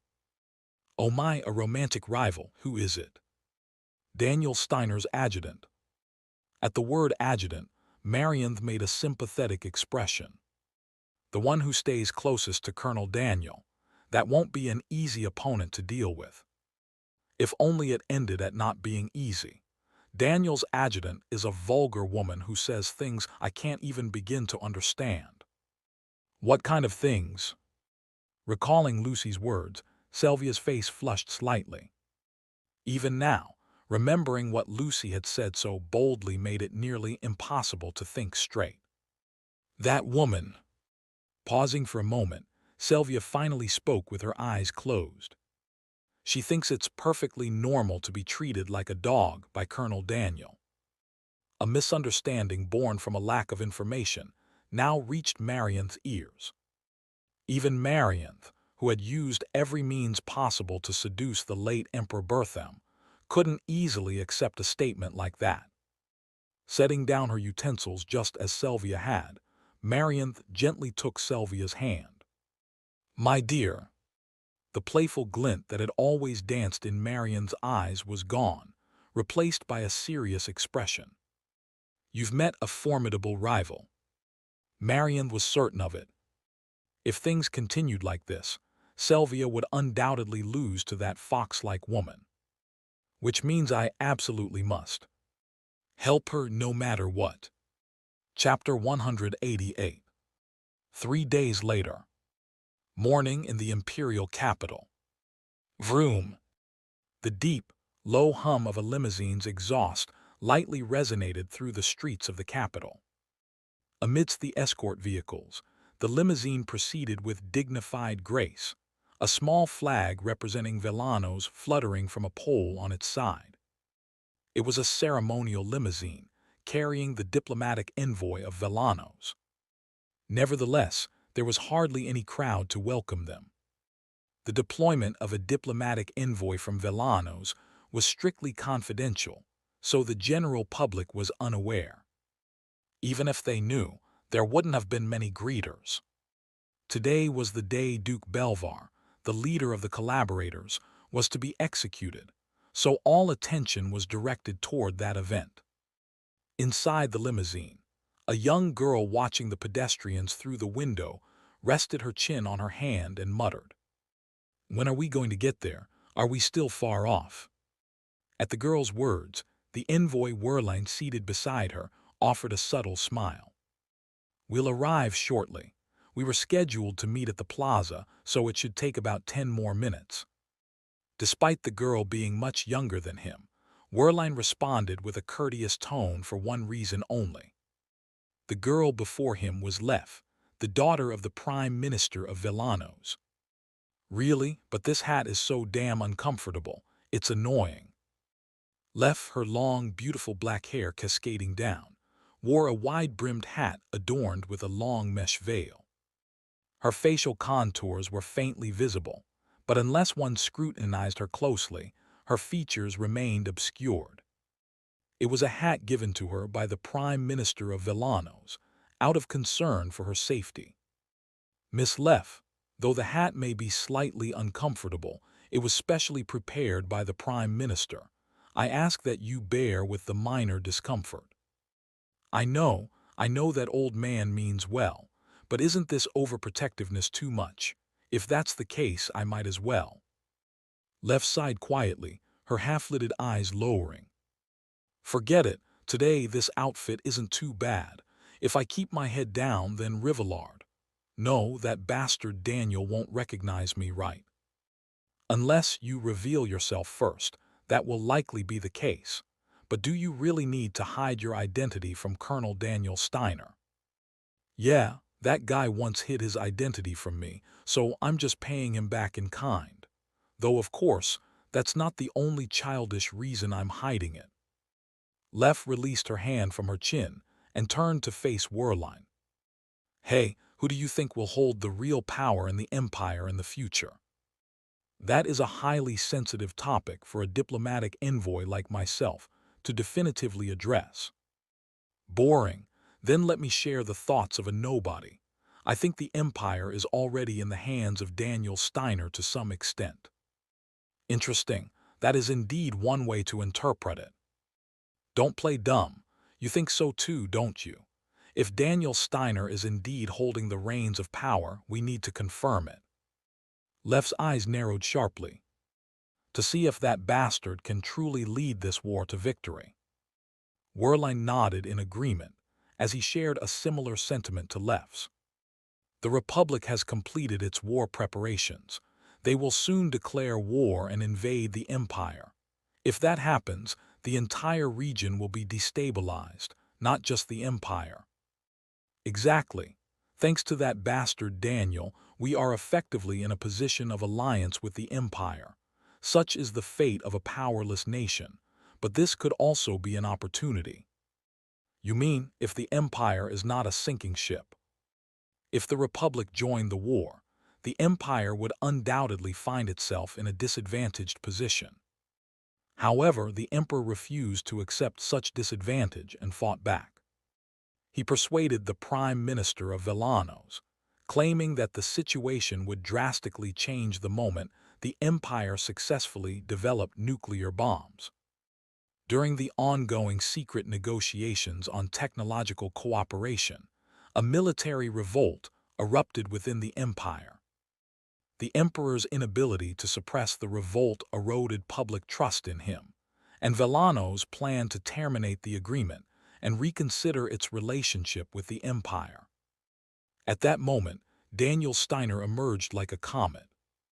Like a predator lying in wait, he swiftly mobilized the 7th Armored Division, seized control of the capital, eliminated the collaborators, and stabilized the Empire. Thanks to him, Villanos lost the justification to withdraw from the agreement and proceeded as planned by sending a diplomatic envoy to the Empire. Lef, who had observed everything, thought to herself, as long as Daniel Steiner remained in the Empire might not fall. Honestly, the Emperor is too soft. If it were me, I wouldn't have even considered reconciling with the nobles. I'd have fabricated evidence against anyone who raised a hand against me and crushed them. Miss Lef. Werlein displayed a troubled expression, but Lef continued speaking. Since no one was listening besides Werlein, she felt no need to hold back. What? It's fine to talk about lofty ideals, but if you don't have the ability to execute them, you're not fit to be a ruler. If not for Daniel Steiner, what do you think would have happened? Duke Belvar would have personally handed the Empire over to the Allied nations. Werlein, at a loss, let out a low sigh, as if admitting he couldn't win against her. So, what are you trying to say? We need to place our bets not on the Emperor but on Daniel Steiner. Let's see if that bastard is holding a winning hand or not. On a broader scale, you are not wrong. However, I ask that you refrain from such extreme remarks. They could tarnish your reputation. As Werlein spoke, the limousine slowly came to a halt. It seems we've arrived at the plaza. Lef nodded. Werlein adjusted his attire while the chauffeur, who had already exited, opened the back door. Werlein thanked him, stepped out of the limousine, and found himself facing a vast crowd gathered in the plaza. Imperial soldiers stood guard, preventing the crowd from surging past a designated line. Without them, the mass of people would likely have overrun the area. Ah, Ambassador Werlein, you have arrived. As he was scanning the crowd, a deep, resonant voice called out not far away. Turning his head, he spotted a man in a pristine military uniform adorned with numerous medals. It was Daniel Steiner. Accompanied by a few soldiers, Daniel Steiner approached and extended his hand for a handshake. With a cordial smile, Wehrlein accepted the gesture. The hero of the Empire, Colonel Daniel Steiner, thank you for taking the time to greet us despite your busy schedule. Please, there is no need for such words. I am not in a position to receive thanks. We should have met in a proper reception room, but think nothing of it. We were the ones who requested to confirm the capital's stability firsthand. The decision to meet at the execution ground was mutually agreed upon, so there was no need to quibble over it. However, the crowd is quite large. I did not expect so many people to gather. The fall of a powerful figure is more entertaining than any other spectacle, especially when it is the man who incited a military revolt and was caught for it. By the way, the person next to you is. When Daniel cautiously pointed to Lef, Wehrlein shrugged as if it was nothing. My attendant, she is quite shy, so please forgive her lack of words. I see, my apologies. The moment Daniel shifted his gaze away from Lef with a courteous smile. WAAA. A thunderous roar erupted from the crowd, piercing their eardrums. Curious, Wehrlein followed the crowd's line of sight and soon understood the reason. Duke Belvar, the leader of the collaborators, was being dragged out by soldiers. Climbing the hastily assembled wooden execution platform, Duke Belvar looked nothing like the imposing figure he once was. Haggard and defeated, he staggered forward, a placard around his neck reading "Traitor." Kill him, kill him, kill him. Amidst the cries of the crowd, Daniel opened his mouth. Would you like to get a closer look, though it won't be a pleasant sight? I must, of course. I need to witness Duke Belvar's death with my own eyes to report it to the Prime Minister, Wehrlein responded with a faint smile. In that case, let's proceed. Please follow me, Daniel said, leading the way. Lef and Wehrlein followed behind Daniel as he ascended the execution platform. The moment Daniel stepped onto the platform, the voices of the crowd gradually died down. Standing atop the platform and looking down at the crowd, Daniel waited for the silence to settle before he began to speak. Citizens of the Empire, the man you see before you is Duke Belvar. He is the head of a noble family once held in high regard and served under 3 emperors. Everyone here knows how honorable he once was. A long silence fell as Daniel suddenly appeared to defend Duke Belvar. But, as confusion flickered in the eyes of the onlookers, Daniel shouted. The honor that Duke Belvar built was nothing more than a stepping stone for a military revolt. Despite enjoying the Empire's grace, he acted solely for personal greed. He imprisoned His Majesty the Emperor and drove soldiers who fought for the people to their deaths. Flashes from the cameras went off in all directions. As the atmosphere among the crowd grew increasingly frenzied, Daniel continued. The only honor left to this man is worth less than the lies spun by a beggar on the street. Thus, I know we, the people of the Empire, demand of Duke Belvar. The only way to atone for your sins is through death. As Daniel's speech concluded, a wave of cheers surged through the crowd like a tidal wave. Kill him, kill him, kill him. Daniel turned to face Belvar. Do you have any last words? Belvar, who was kneeling, let out a low, hollow laugh. What good are last words when one has already lost everything? Daniel, somewhat understanding Belvar's sentiment, looked toward the soldier. Carry out the sentence. The soldier nodded, pulling a pistol from his coat. Just as the soldier aimed the pistol, Belvar suddenly looked up at Daniel. Colonel Daniel, even though I am nothing but a defeated man now, I kept my promise, did I? Are my family members safe? Your family. Before answering, Daniel glanced at the diplomat beside him. He figured this was an opportunity to earn some goodwill, by displaying a more compassionate side. After a brief moment of thought, Daniel offered a thin smile. By now they should be in a good place, don't worry. He was referring to the house in the suburbs that had been arranged for Duke Belvar's family. However, to Duke Belvar, those words sounded like, "Your family members are all dead." Especially with that sinister smile, it felt like a chilling deception. Belvar's eyes widened as he froze in place, and finally he screamed, "Daniel Steiner, you devilish son of A." But the rest of his words never came. Bang! A single bullet lodged itself in Duke Belvar's head. His eyes still open, he crumpled to the ground, the unfinished words still lingering on his lips as he breathed his last. Watching the scene unfold, Werlein couldn't help but feel a surge of terror. Did he promise to spare his family only to kill them all? Despite himself, his hands began to tremble. Utterly horrified by Daniel's brutality, Werlein swallowed dryly. Now I fully understand why the Prime Minister referred to Daniel Steiner as a demon. As Werlein broke into a cold sweat, Daniel took out a handkerchief and wiped his face. Turning to the side, Daniel suddenly halted. Both the diplomat and his attendant were staring at him in utter shock, their bodies stiff and rigid. Why are they looking at me like that?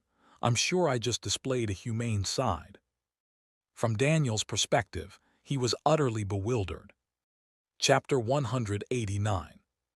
After the execution of Duke Belvar concluded, Werlein and Leff boarded the ceremonial limousine once more and headed toward the imperial palace. Having confirmed the death of the mastermind behind the military revolt, Duke Belvar, it was now time to discuss the research agreement. Upon arriving at the palace, Werlein and Leff were guided by the inner palace staff to the reception room. Shortly after, Daniel entered, taking a seat across the negotiation table. The table was adorned with fresh flowers exuding a pleasant atmosphere, and the finest refreshments had been prepared, but Werlein couldn't pay attention to any of it. The words and actions of Daniel Steiner at the execution of Duke Belvar were still etched vividly in his mind, refusing to fade away. Just watching him was enough to send chills down my spine. Is this the fate that awaits all of Daniel Steiner's enemies? Not only did he thoroughly crush the defeated, but also mocked them until the very end. Werlein could only see him as nothing less than a demon. In truth, he didn't even want to speak to the man, but as Villano's diplomat, he couldn't afford to stay silent forever. As Daniel watched with a smile, Werlein cleared his throat and finally spoke. "Colonel Daniel Steiner, or should I address you as the High Commissioner of Public Security?" "Address me as you see fit. Titles aren't something I particularly care about." "Understood. Then I shall address you as Colonel. Also, the fact that you're here must mean you're a related party to the Vargov project, correct?" "Yes, that seems to be the case somehow." "Then first." Werlein picked up his briefcase and pulled out several documents. After confirming the contents with a quick glance, he handed them over to Daniel. It was an implementation schedule, densely filled with dates related to the research agreement. As Daniel accepted the document, Werlein continued speaking. "As you can see, the Empire has broken its promises. Not a single deadline has been met. I assume you will not deny this fact. While it was due to the military revolt orchestrated by Belvar, I understand that such an explanation would not be convincing to your country. The responsibility for failing to prevent the revolt rests solely on the Empire. I appreciate your candidness. Then, what kind of compensation can the Empire offer to Villanos?" The delay in the research agreement was undeniably the Empire's fault. Villanos was now demanding compensation for the time and financial losses incurred. It was a reasonable request, and Daniel, who had already anticipated this demand, responded without difficulty. "I will grant you special access to classified research data." Special access, could you clarify? I'm saying that we will share exclusive experimental data with Villanos. If the Empire successfully completes the development of the nuclear bomb, Villanos will also gain access to that technology. Werlein maintained a calm expression, but inwardly he was stunned. A research agreement didn't necessarily mean that both countries had to share all their data transparently. The Vargov project was clearly a one-sided deal, with the Empire holding the research initiative. Thus, even if the project were completed, the Empire would have been within its legal rights to share only selective data or merely announce the results. Yet here was Daniel Steiner, openly proposing to share classified research data with Villanos. But there is one condition, Daniel said, his voice calm and steady. As Werlein struggled to mask his surprise, Daniel continued. I want Villanos to formally enter into a military protection agreement with the Empire. A sweet reward always came with a hidden trap. After a brief pause, Werlein collected his thoughts and responded. Under the Anti-Terrorism Act, we have already permitted the deployment of Imperial troops in the Villanos port city of Tentarbaham. Given the current circumstances, is it necessary to enter into a formal military protection agreement? Allowing deployment and officially entering into a military pact are two different matters. The reason I am making this request is that I want to solidify Villanos as a clear ally of the Empire. The moment Villanos officially signed a military agreement, it would be recognized without question as an ally of the Empire. The Anti-Terrorism Act could be revoked anytime, should Villanos choose to prioritize its own survival. But a military agreement was a direct declaration of allegiance to the Empire.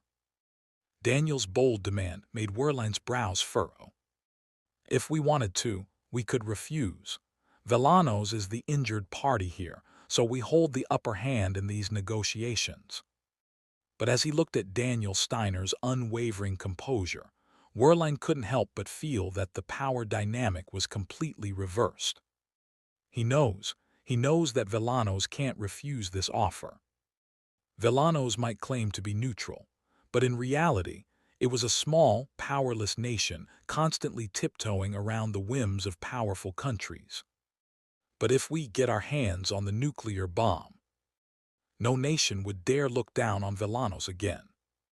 If that meant bowing to the Empire temporarily to secure that power, it was a deal worth considering.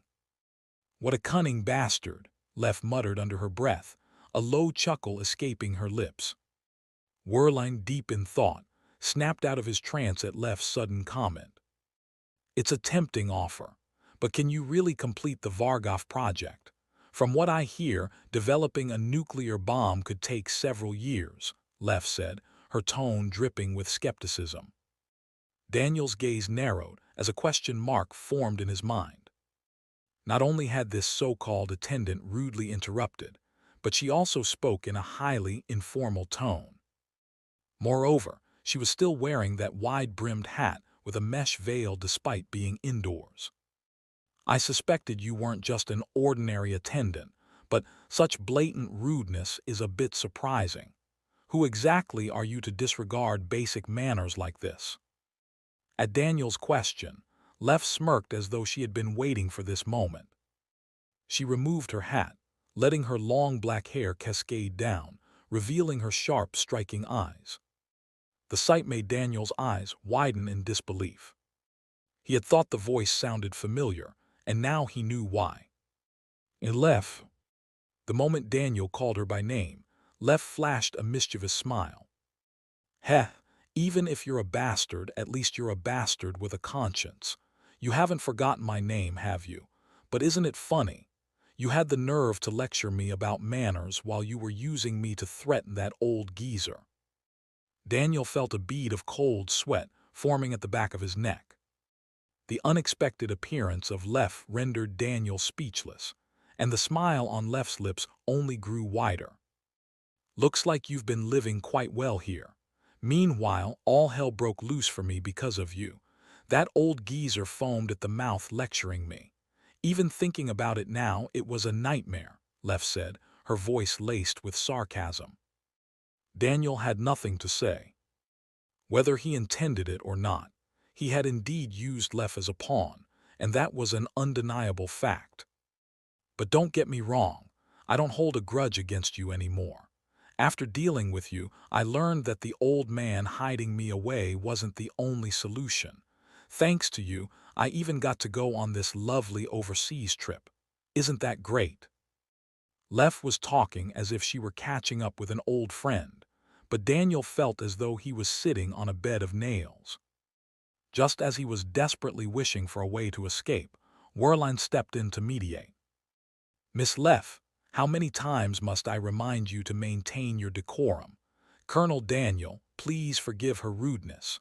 Regarding the proposal you offered, we will consider it carefully and provide a response soon. Daniel, snapping back to reality, nodded somewhat awkwardly. Understood. Once you gather your opinions, inform me, and I will relay it to Her Majesty the Empress.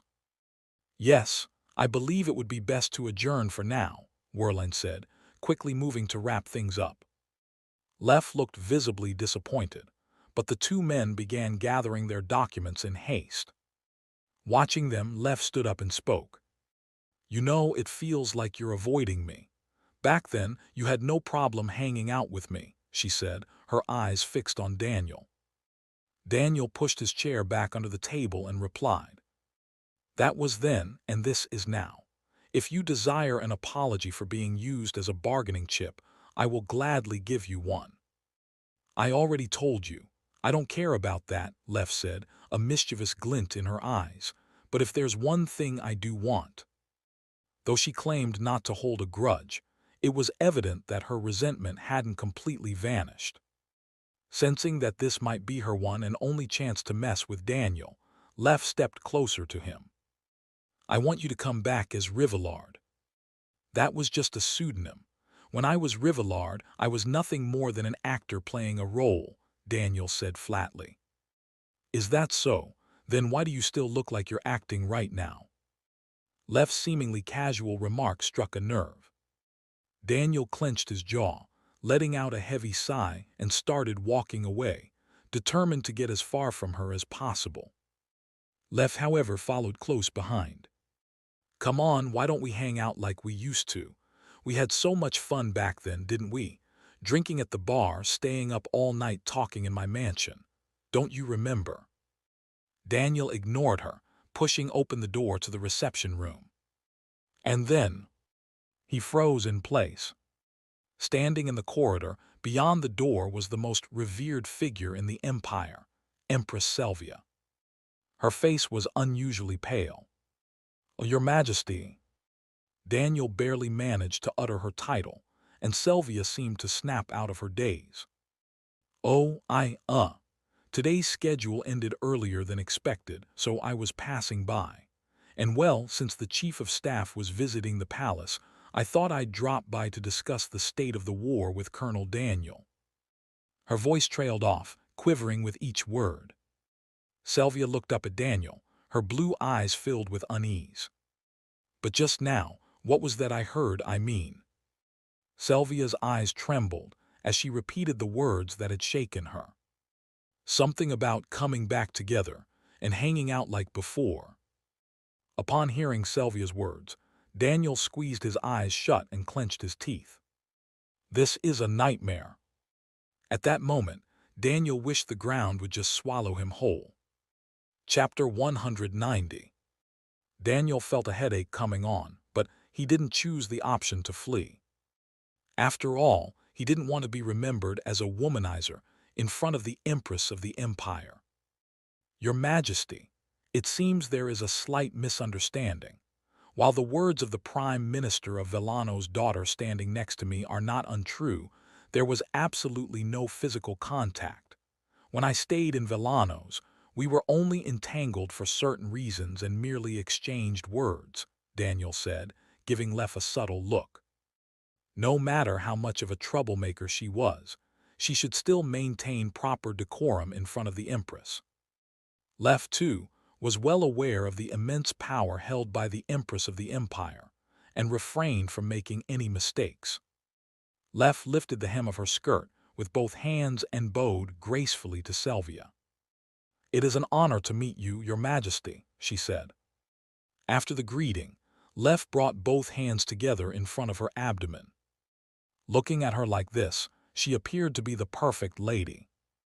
"Daniel is correct. That was all there was to it.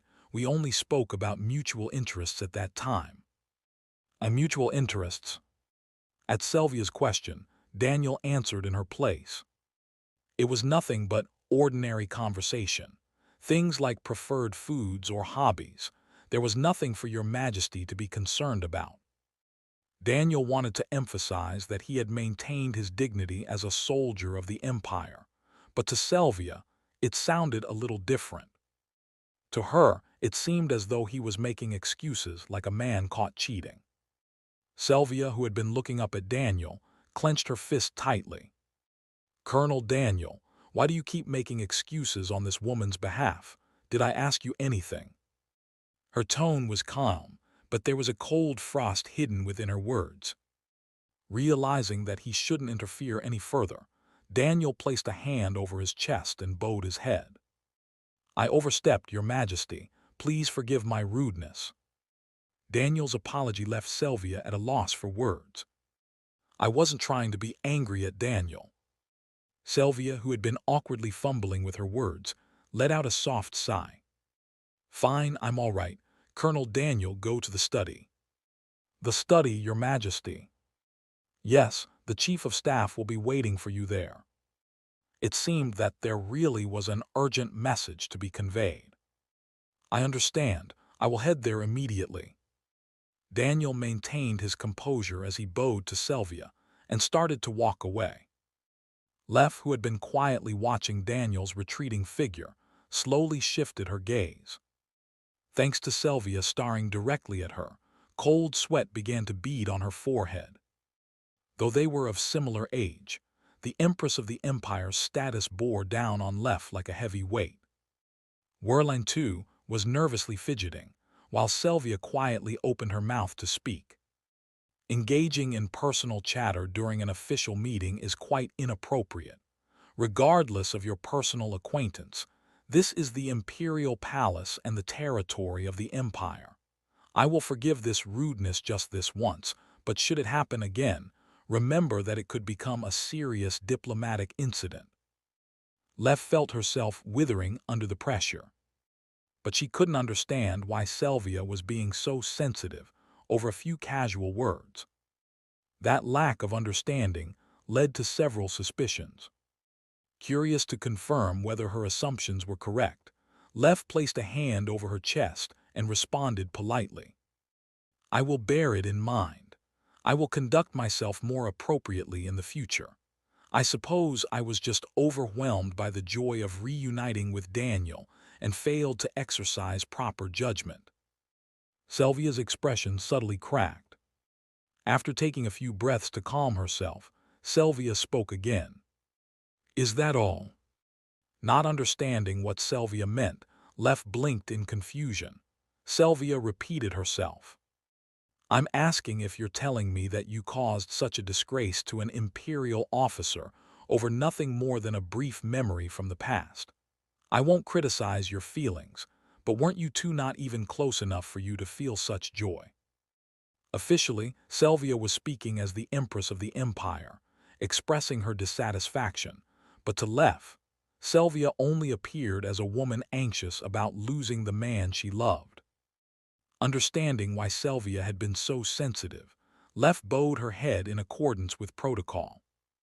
"You are not wrong, Your Majesty. I will be more mindful from now on." "You should. You are not the only source of headaches around here. And also—" Selvia narrowed her eyes, as if uncomfortable. "In the future, when you address Colonel Daniel, use proper honorifics. Mutual respect is the foundation of harmony between nations." After Lef gave a slight nod, Selvia turned and walked away. Watching her retreating figure, Lef raised her hand to cover her mouth, a thin smile forming on her lips. "Well, well, This is turning out to be quite interesting. Lev naturally assumed that Daniel Steiner and the Empress of the Empire were in a power struggle for dominance. To the Empress, Daniel Steiner, a war hero who not only accumulated countless military merits but also returned to the capital at the head of the army, was nothing less than a ticking time bomb. But Lev's assumption was wrong. To think he seduced the Empress while using his handsome face, he's more cunning than I thought. Is he willing to use any means necessary to gain power? Anyone else would have condemned Daniel Steiner as a wicked scoundrel, but Lev was different. Her only concern was the survival of Villanos. And the survival of Villanos was directly linked to her own survival. He has not only purged the collaborators but also maintained a favorable relationship with the Empress. Moreover, the citizens and soldiers of the Empire are uniting against a common enemy. So perhaps the Empire really would win this war. I guess I should bet on the Empire then. After some consideration, Lev turned to Werlein. Werlein, I think it would be best to accept the Empire's proposal. What, Miss Lev? You've always been against maintaining a friendly relationship with the Empire, haven't you? Yes, I was, but things are different now. Lev crossed her arms and let out a low chuckle, recalling Daniel Steiner. Because I have a feeling that one person might end up changing the fate of the entire empire. Following Sylvia's orders, Daniel made his way to the Empress's private study. It didn't take long before he encountered the Chief of Staff. Standing by the sunlit window, gazing outside, was Chief of Staff Armin. Beside him stood an aide with the rank of Lieutenant Colonel. Noticing Daniel's arrival, the aide approached Armin and whispered something to him. Only then did Armin turn around to face Daniel Steiner. "Ah, Colonel Daniel, I've been waiting for you," Armin said. His words coming out almost as soon as Daniel snapped to attention with a salute. "It is an honor to meet you, Chief of Staff," Daniel said, his voice carrying an unmistakable tremor. After all, he was standing face to face with the man at the very top of the military hierarchy. The tension was only natural. And on top of that, Chief of Staff Armin is. It was no exaggeration to say that Armin was the most powerful man in the Empire. In the original work, he was notorious for constantly interfering with the player's progress, making him a fearsome adversary. There was no need to elaborate on how capable he was. Armin, still wearing a faint smile, accepted Daniel's salute and opened his mouth to speak. "It's a pleasure to meet you as well. When I saw you in the Grand Assembly Hall the other day, I wanted to exchange greetings, but the circumstances weren't favorable. I hope you didn't take it personally." "I completely understand, sir.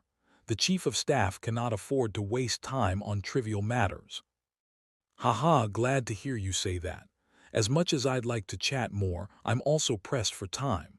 Would you mind if we got straight to the point?" "Of course." "Good. Before we get into the main topic, let's discuss the international situation. Have you heard that the Republic has completed its war preparations?" It was common knowledge by now, so Daniel nodded. "Yes, sir. I believe the Republic's entry into the war is now just a matter of time." "That's right. It's a significant blow, but it's not something we can judge at face value. Do you know why?" Armin's line of questioning gave Daniel a sudden realization. "Wait, is this some sort of interview? The fact that the Chief of Staff personally summoned me could mean he's considering reassigning me to the General Staff." If that was the case, it meant Daniel could potentially leave the bullet-riddled front lines and work safely in the capital. If that were true, he needed to make the best possible impression on Armin. After a moment's thought, Daniel responded confidently. "In my opinion, despite the Republic's imminent entry into the war, it is not solely a negative development because the Allied nations have not made any significant moves yet.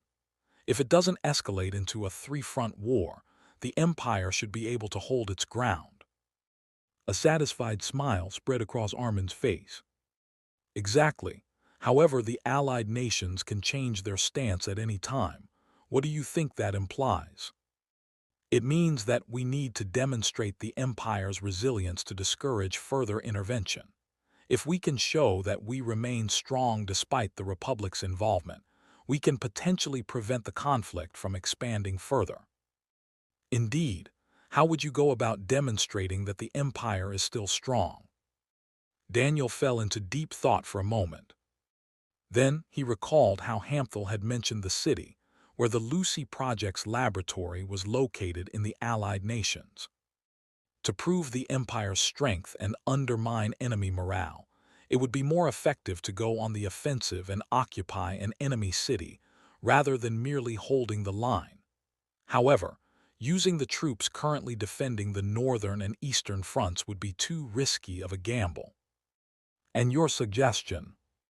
We should assess the available forces under the General Staff's direct command and deploy them to capture a symbolic but relatively undefended city. Fenbark would be a prime candidate. Fenbark was the former capital of Edria, a founding member of the Allied nations, centuries ago. Armin nodded, signaling for Daniel to continue. Thanks to the Empire's numerous victories on the Eastern Front, we've managed to push the front lines significantly forward. As a result, Fenbark is now close to the front lines, but its defenses are relatively thin. It may have been a capital in the distant past, but its population has dwindled since then. It's not a strategic stronghold, so they probably don't see the need to defend it zealously. Precisely. We should capitalize on that and launch an assault. Once we occupy the city, we can broadcast the news widely that the former capital of Edria has fallen. Armin let out a low chuckle.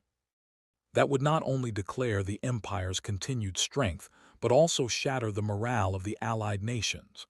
Brilliant, but seizing a city is no easy task. It's still feasible. Fenbark's eastern and southern sides are mountainous, making it difficult for enemy reinforcements to arrive quickly. Meanwhile, our forces can advance from the west, where the terrain consists of plains and rivers, ideal for mechanized units and artillery deployment. That's a fair point. And what about the enemy's defensive forces? As far as I know, there is a single infantry regiment stationed there. To maximize the psychological impact, we should deploy a brigade of comparable size or slightly larger. By deploying a similar-sized force and still achieving victory, they could exaggerate the Empire's military prowess in propaganda. A brigade, huh? Armin, who had been carefully considering Daniel's words, finally spoke. In that case, we'll need a competent frontline commander. We can't entrust a brigade to just any officer, or we won't have confidence in capturing the city. Of course, sir. You should thoroughly review the personnel roster before making a decision. No need for that. Armin interrupted, clasping his hands behind his back.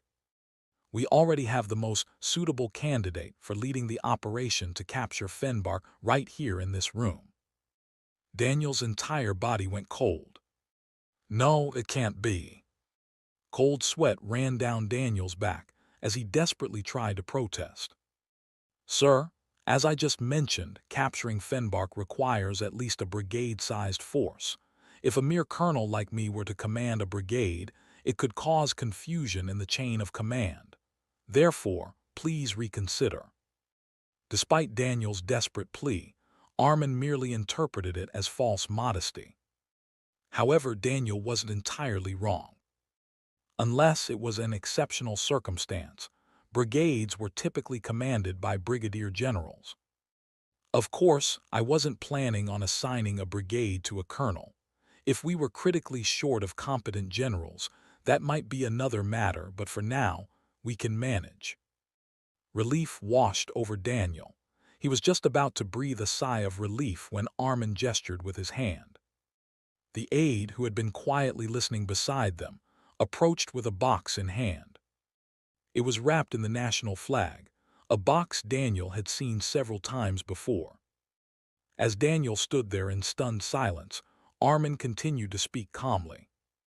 "I've heard much about your dedication to the nation, Daniel Steiner, Colonel, or rather." The aide opened the box, revealing the rank insignia of a brigadier general. Brigadier General Daniel Steiner. Armin gazed at Daniel, who was screaming internally, with a warm, benevolent smile. "Congratulations on your return as a frontline commander." Chapter 191. A brigadier general. Not just any rank, it was a star rank, a general officer rank. If it were a field-grade officer rank, that would be one thing. But a general's promotion required the approval of the Minister of Defense and the Empress herself. The process was notoriously stringent, which meant that the number of generals was extremely limited. In other words, it meant that the entire empire was rallying behind Daniel Steiner, pushing him forward. The only problem was that the empire was not pushing Daniel Steiner toward a safe, re-echelon desk job, but rather straight into the front lines as a field commander. From Daniel's perspective, who desperately wanted to avoid the battlefield, it felt as if he was being shoved off a cliff. What he truly wanted to say was that he had no desire whatsoever to dedicate himself to the nation, but if he said that in front of the Chief of Staff, he might be treated as less than human. Still, he had no intention of accepting his fate without putting up a fight. Choosing his words carefully, Daniel finally spoke. "Your Excellency, I understand your words and intentions, but I am merely a rookie who has only served as an officer for a little over a year. For someone like me to be promoted to brigadier general is unprecedented." Unprecedented, you say?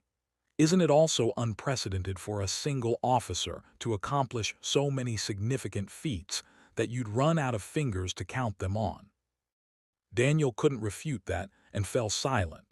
Armin's thin smile widened slightly as he reached into the box and took out the insignia. As you know, the founding principle of the empire is to reward merit and punish wrongdoing. Those who perform outstandingly are awarded, and those who err are punished. Since the late emperor abolished discrimination based on social status, this principle has only been further reinforced. Armin held the insignia up to the light, examining it under the study's illumination.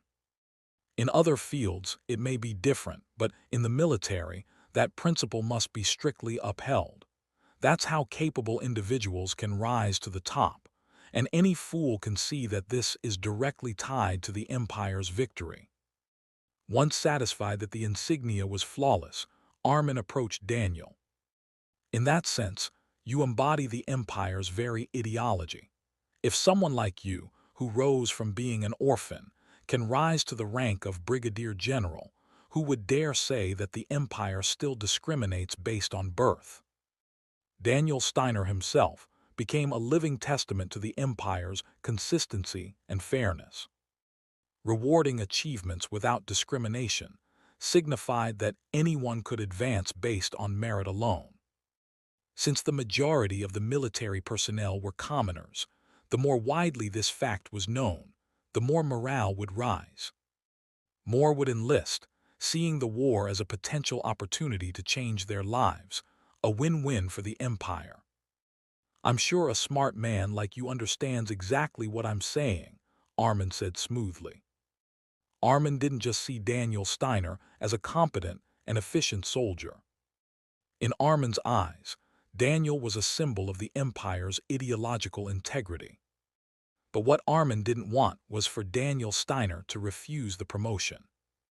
For Daniel to refuse a well-deserved promotion would be a loss for the empire itself. Standing right in front of Daniel, Armin calmly and skillfully began to affix the new insignia onto Daniel's uniform. "I expect you to continue serving the empire to the best of your ability. Not just me, but Her Majesty the Empress herself has high hopes for you." With Armin putting it so bluntly, Daniel had no choice but to force himself to answer. Understood. Good. After finishing the insignia change, Armin patted Daniel's shoulders lightly. Brigadier General Daniel Steiner. Soon, you will be relieved of your duties as Emergency High Commissioner of Public Security and reassigned as a brigade commander. In connection with this, the National Propaganda Bureau has expressed interest in you. The National Propaganda Bureau, sir? Yes, from what I hear, they plan to broadcast a nationwide radio program with you as the central figure. Personally, I think it's a good idea. It's a chance to inform everyone about the situation in the capital. Daniel swallowed nervously at the thought of receiving even more attention. Armin chuckled quietly at the sight of Daniel's expression. I understand. The responsibility must feel heavy, but remember all of this is for the Empire, just as you have done until now. Armin straightened his own uniform, as if to signal the end of their conversation. Well, I'll be taking my leave now. As I said earlier, my schedule is packed. Oh, and by the way, your adjutant and Lieutenant Freen are also on the promotion list. Make sure to let them know. Yes, sir, understood. Armin nodded once in acknowledgement before turning to leave with his aide. As soon as Armin and his aide exited the study, Daniel clenched his teeth. Damn it! The promotion itself wasn't necessarily a bad thing. If he couldn't escape the Empire anyway, being promoted was better than nothing. But the fact that he would now be facing the enemy head-on on the front lines filled him not just with discomfort, but with a sinking sense of despair. Damn this Empire! To be honest, it was as though he had intended to do so, but he had essentially done everything for the Empire thus far. Yet instead of being rewarded with a quiet life, they were now shoving him right back into the battlefield, demanding even more from him. Whatever patriotism he had left was quickly evaporating. How did things end up like this?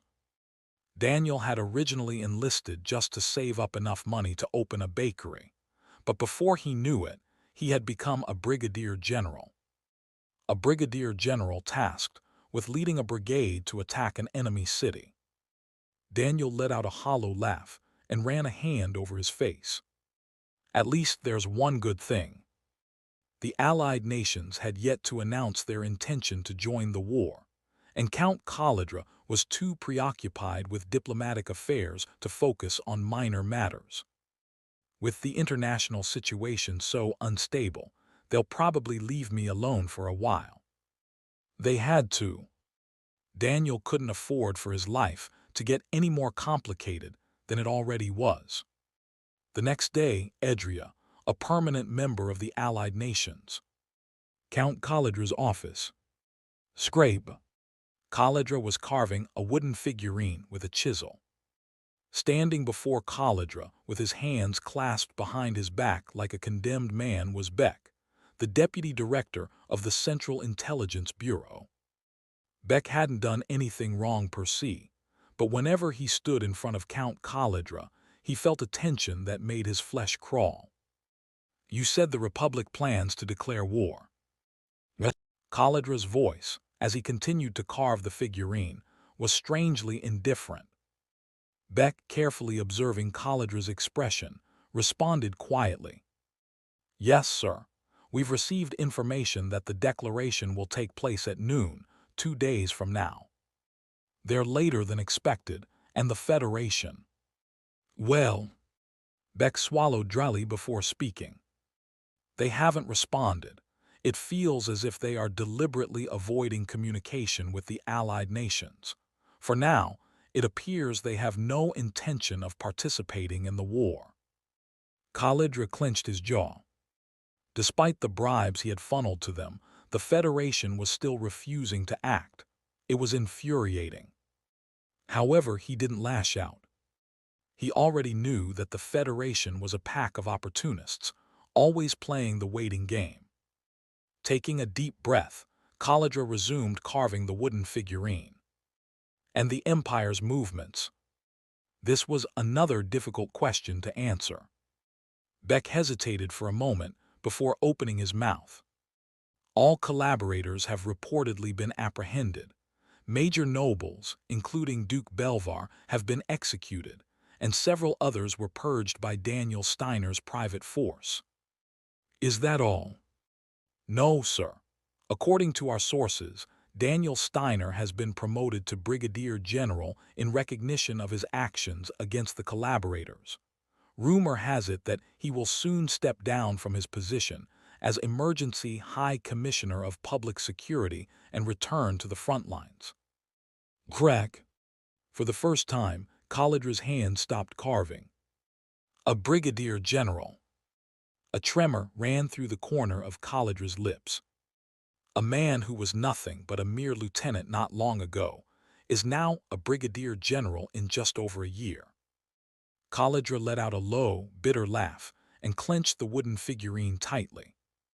That bastard is a power-hungry lunatic, ambitious, sharp-minded, and extremely capable, the kind of bastard who will do anything to elevate his own value.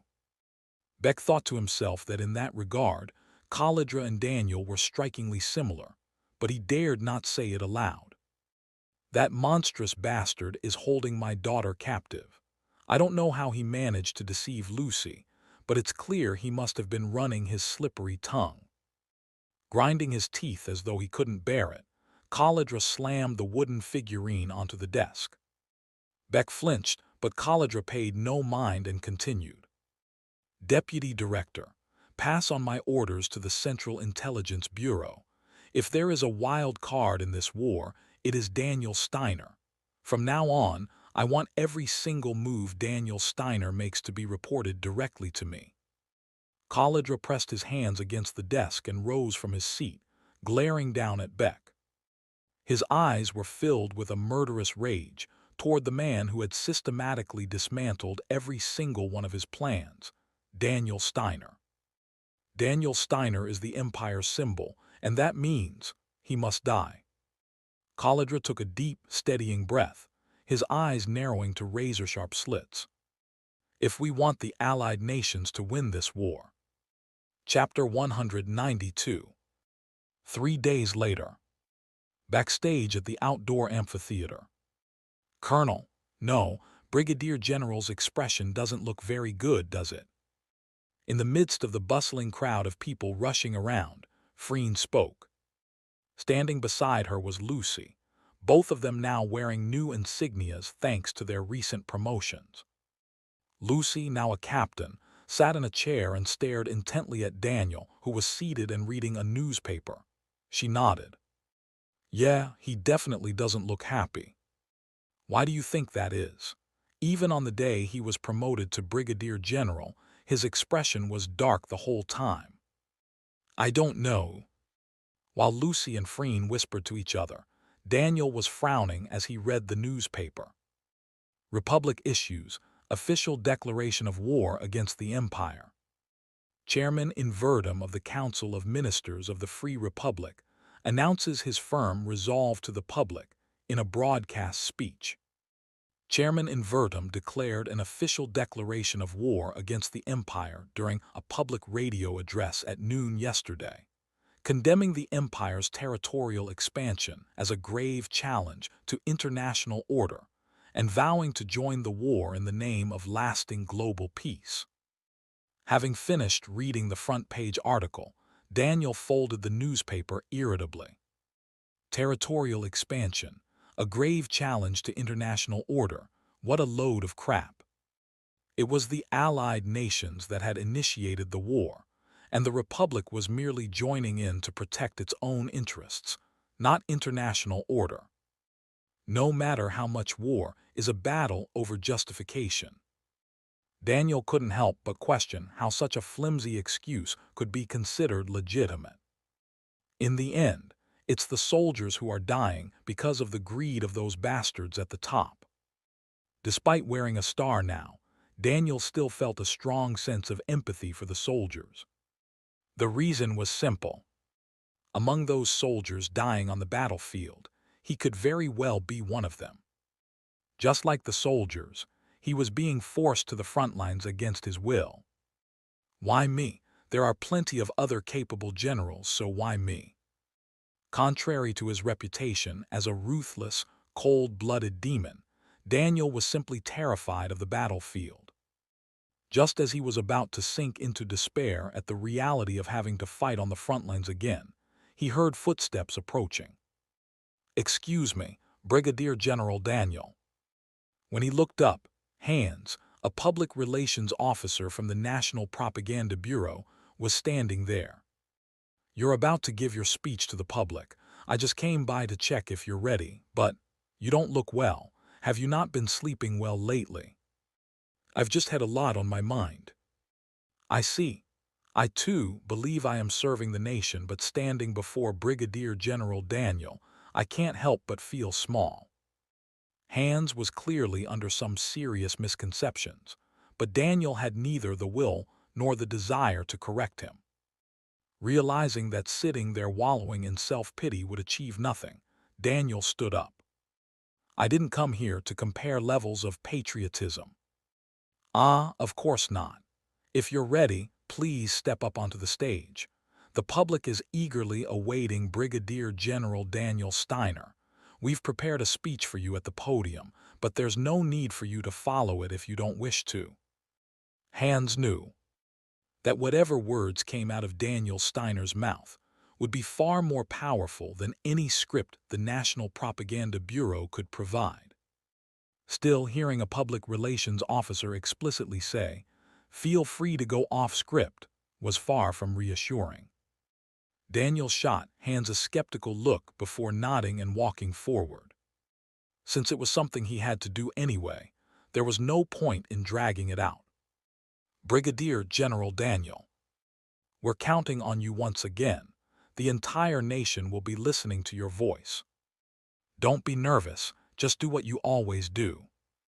Amidst the enthusiastic cheers of the National Propaganda Bureau staff, Daniel ascended the steps to the stage. As Daniel Steiner appeared on stage, the crowd gathered outside erupted into deafening cheers.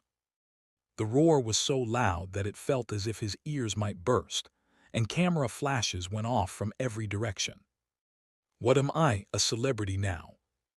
It was a familiar sight by now, so Daniel raised his hand and forced an awkward smile. Standing at the podium, Daniel adjusted his tie and tapped the microphone twice.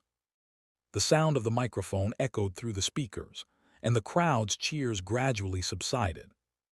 All eyes were now fixed solely on Daniel Steiner. Daniel swept his gaze over the crowd and then slowly opened his mouth. "Citizens of the Empire, I am Brigadier General Daniel Steiner, currently serving as the Emergency High Commissioner of Public Security." In the now silent space, only Daniel Steiner's voice echoed. "Before we get to the main topic, I'd like to address a rather heavy subject. Those of you who read the newspaper this morning are likely already aware. The Republic, waiting for the right moment, has now officially joined the war alongside the Allied nations." The crowd's expressions darkened at the grim news. Chairman Invertum of the Republic called the Empire a war criminal state engaging in a war of territorial expansion. Is that true? I ask the citizens gathered here today, is the Empire truly a war criminal state as they claim? From various parts of the crowd, shouts of "no" rang out. Bolstered by their response, Daniel continued without losing his momentum. "That's right, we all know the truth. The Empire did not initiate this war, it was the Allied nations. And the Republic, now siding with them, is the true war criminal." Daniel raised his right hand into the air. "The Allied nations and the Republic are spreading falsehoods because they fear us. They mock our convictions, suppress our freedom, and seek to trample us underfoot, to force us into submission, to turn the Empire into a defeated state." Fury spread through the crowd, their faces now painted with anger. And anger was both the most explosive emotion and the easiest to manipulate. But their ridicule and falsehoods won't even put a dent in the resolve of our imperial citizens. Because what I see in the eyes of the people gathered here today is not surrender but a burning desire for victory. And the empire will never let the people's aspirations go to waste. Daniel lowered his hand and gripped the edges of the podium. People of the great empire, not only have we secured victories in numerous battles, but we have also purged the collaborators within our ranks. The empire is now more unified than ever and is moving forward toward an ideal state. Should we, who stand so united, fear the republic? Cries of fury and shouts of pride erupted wildly from the crowd. The ones who should bow down are none other than the allied nations and the republic. And so, before all of you here today, I declare this. I, Brigadier General Daniel Steiner, am stepping down from my position as Emergency High Commissioner of Public Security and will personally lead the brigade to the front lines to fight. The crowd went wild at the announcement that Daniel Steiner was returning to the battlefield. In reality, it was due to the orders of the Chief of Staff, but at this moment that didn't matter. Everyone believed that Daniel Steiner was choosing to go to the front lines of his own volition. We will press forward, fight, citizens of the Empire, for Her Majesty the Empress and for our homeland. Waya! Amidst the waves of roaring cheers, chants of Daniel Steiner and Her Majesty the Empress echoed from all directions. Just as Daniel thought it was enough and prepared to conclude his speech. Bang! A gunshot tore through the air, swallowing up the cheers. As confusion spread, the man who fired the shot shouted from within the crowd. "You bastard warmonger!" A disheveled-looking man aimed a pistol directly at Daniel Steiner.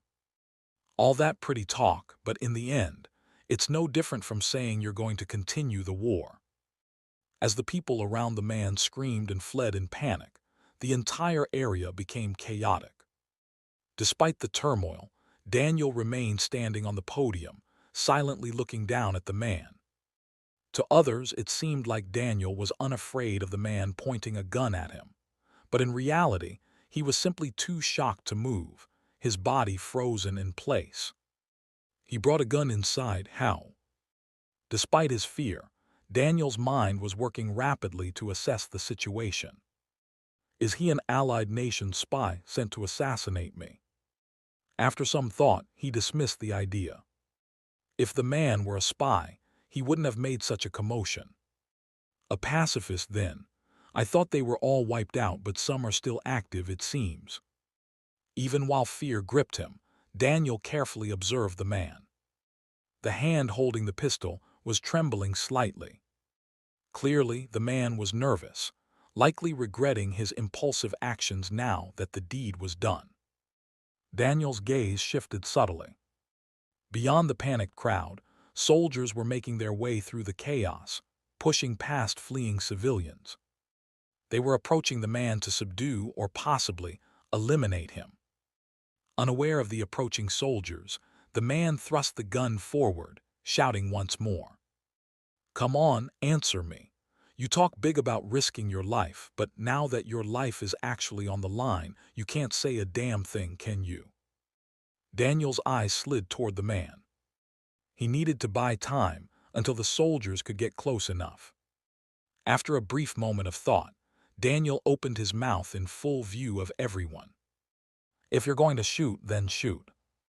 The unexpected response left not only the man, but also the crowd staring at Daniel in shock. In the heavy silence, Daniel continued to speak in a calm, measured tone. "You're a citizen of the Empire too. If taking my life will help you assert your convictions, then I won't stop you. But there's one thing you should remember."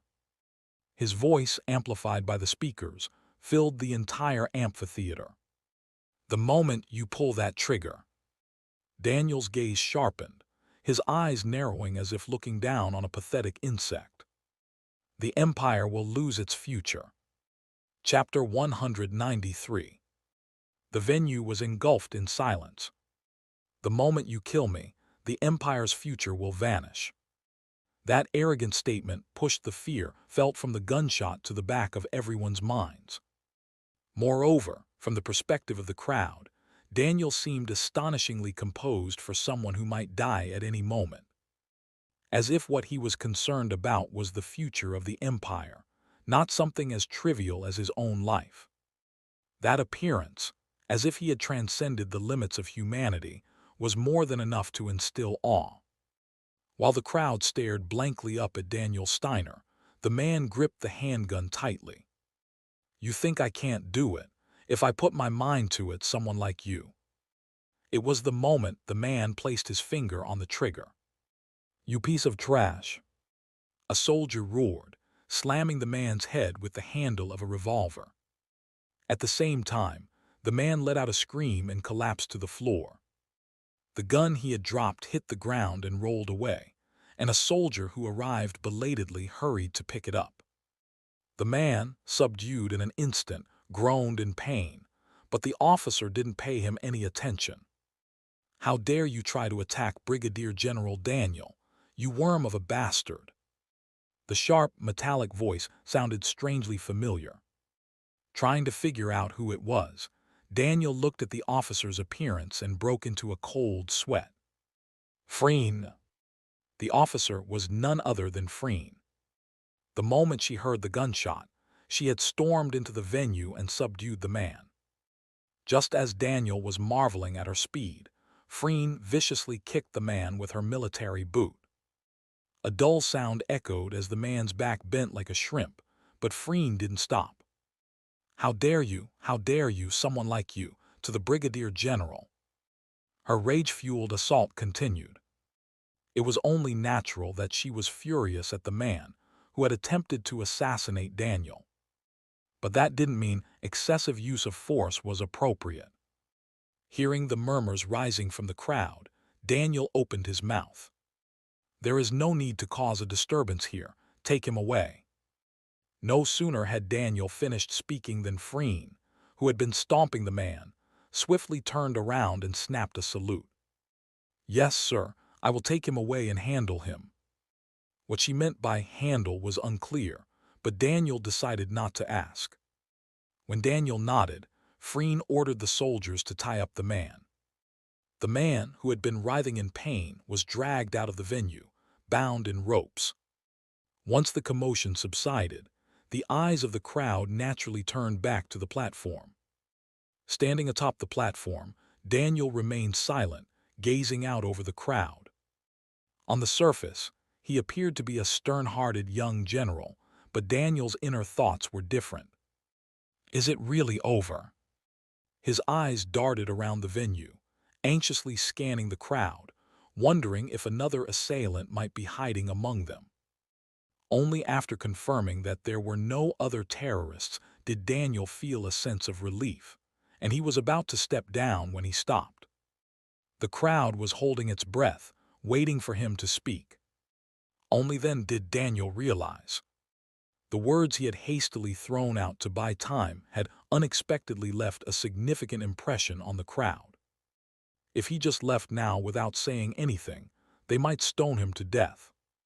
Realizing he couldn't just maintain silence, Daniel spoke up amidst the stillness the crowd had created. "Citizens, you must have seen it. You must have thought about it." Daniel's deep, resonant voice filled the venue. Why didn't Daniel Steiner hide? Why didn't he run away? Some of the crowd nodded their heads. Why wouldn't I be afraid? If it were the old me, I would have run away without looking back. Life is precious, after all. You have to be alive to do anything, don't you? A small ripple of laughter spread through the crowd. Daniel smiled along with them, then suddenly hardened his expression. But, with that powerful voice, the laughter that had been spreading among the crowd instantly ceased. "As a brigadier general, I understand that I cannot beg for my life in the face of threats from insurgents. Fearing death would be an act of deceiving my soldiers' courage, and furthermore, it would be a betrayal of the people's expectations." Daniel raised his voice. "The filthy allied nations and republic believe that we are afraid. They hope we will tuck our tails between our legs and flee like frightened dogs. But are we afraid? I ask you, citizens of the Empire, are we afraid? Everyone in the crowd shouted in unison. No, as if they had completely forgotten that a gunshot had just echoed through this place. The crowd erupted in cheers. Citizens, what happened here today will be remembered in history and witnessed by the entire world. The Empire does not know fear. We will face death without hesitation and burn the enemy nations to the ground. The moment Daniel finished speaking, the crowd began waving the flags they had brought and roared in unison. The Empire does not know fear. Daniel Steiner, Daniel Steiner, Daniel Steiner. Amidst the atmosphere that lay somewhere between fervor and madness, Daniel bowed his head lightly. If he continued the speech any longer, it would spiral out of control, so he decided to end it there. Turning away from the roaring crowd, Daniel flinched in surprise. Lucy was staring straight at him, with her crimson eyes wide open. "Lieutenant, when did you get here?" "As soon as I heard the gunshot, I came up to the stage. I thought that if Brigadier General Daniel was attacked, I would have to step in and block it. Fortunately, that didn't happen." "Yes, Lieutenant Freen managed to subdue him just in time." Lucy nodded slightly, indicating her agreement. But her expression still carried a hint of suspicion. Unable to ignore it, Daniel began to walk, speaking as he did so. "What's on your mind?" "I just found something a bit odd. Despite carrying a gun into the venue, that man's actions were incredibly sloppy. It was as if he wasn't here to actually assassinate, but to put on a show of attempting an assassination in front of everyone." Daniel almost said that not everyone was as skilled an assassin as she was, but decided against it. There was no need to engage in unnecessary banter. There's no point in overthinking what's already happened. More importantly, how is the unit the General Staff assigned to me holding up? "Yes, sir. Everyone is awaiting Brigadier General Daniel's orders." "In that case, things will move quickly." Since he had unintentionally been the target of an assassination attempt, it was only natural that public interest would explode. Daniel, whose head was already throbbing at the thought, came up with a solution. Pass down the order to expedite preparations for deployment. Daniel, who was sick of being pestered by reporters and the imperial family, looked straight ahead and said, "There's no reason to waste time." A few days later, in Fenbark, the former capital of Edria within the Allied nations, the office of Defense Commander Colonel Dalbeth. Dalbeth, sitting at his desk and reading a newspaper, stroked his chin indifferently. "The Republic has joined the war, but the battlefield isn't exactly turning in our favor. It's a relief compared to when the Allied nations were facing the Empire alone, though. Despite the Republic's declaration of war and aggressive attacks, the Empire was maintaining the front lines better than expected. This was partly due to the Empire having caught wind of the Republic's preparations and rapidly redeploying their forces. Well, it's not that bad. Because the Imperial forces originally stationed on the Eastern Front had pulled back to the north, Fenbark had become even safer. Fenbark was a region that, despite its symbolic value as the former capital of Edria, was not strategically advantageous. The east and south are mountainous, making it unsuitable as a forward base even if it were captured. There's a small population, terrible transportation infrastructure, and almost no industrial facilities. It was a place that was barely worth calling a city, but Dalbaf was relatively content. As long as he remained the defense commander of Fenbark, he wouldn't have to engage in combat unless absolutely necessary. Peace in the midst of war, it's not as bad as I thought. Dalbaf let out a low chuckle, closed the newspaper, and picked up the sandwich on his desk. Listening to the birds chirping behind him, he was just about to take a bite when the door slammed open. The person barging in was his adjutant. "Verat, you bastard! Who the hell barges into their superior's office like? That's not what matters right now. Verot's breathing was strangely ragged. Frowning in confusion, Dalbef raised a brow. What? Did the Central Command send a notice that they're cutting down on our rations? It's something much more serious. They're coming right now. A brigade-sized enemy force is headed straight for us. Dalbaf broke into a cold sweat at the mention of enemy forces approaching. But he quickly regained his composure. Contact Central Command. Request reinforcements immediately. We just need to hold out until they arrive. But why here of all places? Who the hell is leading them? Who's the enemy commander? That is. Verot hesitated for a moment before finally speaking. It's Brigadier General Daniel Steiner. The sandwich Dalbef had been holding slipped from his hand. In the heavy silence, Dalbef's face turned deathly pale. It was only after a long moment that Dalbef clenched his jaw, pressing a hand to his forehead. God damn it! The name alone was enough to make him curse. Chapter 194. The Mechanized Infantry Brigade, under the direct command of the General Staff, veered off its planned route and entered a nearby forest. The sight of nearly 4,000 soldiers accompanied by tanks and half-tracks advancing into the forest was nothing short of spectacular. The tanks, crushing small trees by the roadside without hesitation as they advanced, gradually began to slow down until they came to a full stop. It was because a command had been issued by Brigade Commander Daniel Steiner. We will make camp here today. I repeat, we will make camp here today. As the officers relayed the radio transmission, the soldiers repeated the command in unison, allowing it to spread naturally across the ranks. The soldiers, setting down the rucksacks on their backs, followed orders to pitch tents and take up sentry positions. While they busied themselves with these tasks, Daniel stepped down from a military vehicle, stretching his stiff body. Has it already been a week since the march began? I haven't even done anything, and I already feel exhausted. If just riding in a vehicle was enough to wear him down, Daniel could only imagine how drained the soldiers must be. That was why he had ordered them to set up camp earlier than usual today, so the troops could recover at least a little. Also, Daniel had absolutely no intention of arriving in Fenbark quickly. I was sincere when I told the Chief of Staff that capturing Fenbark would help prevent the war from escalating, but that doesn't mean I wanted to be the one to do it.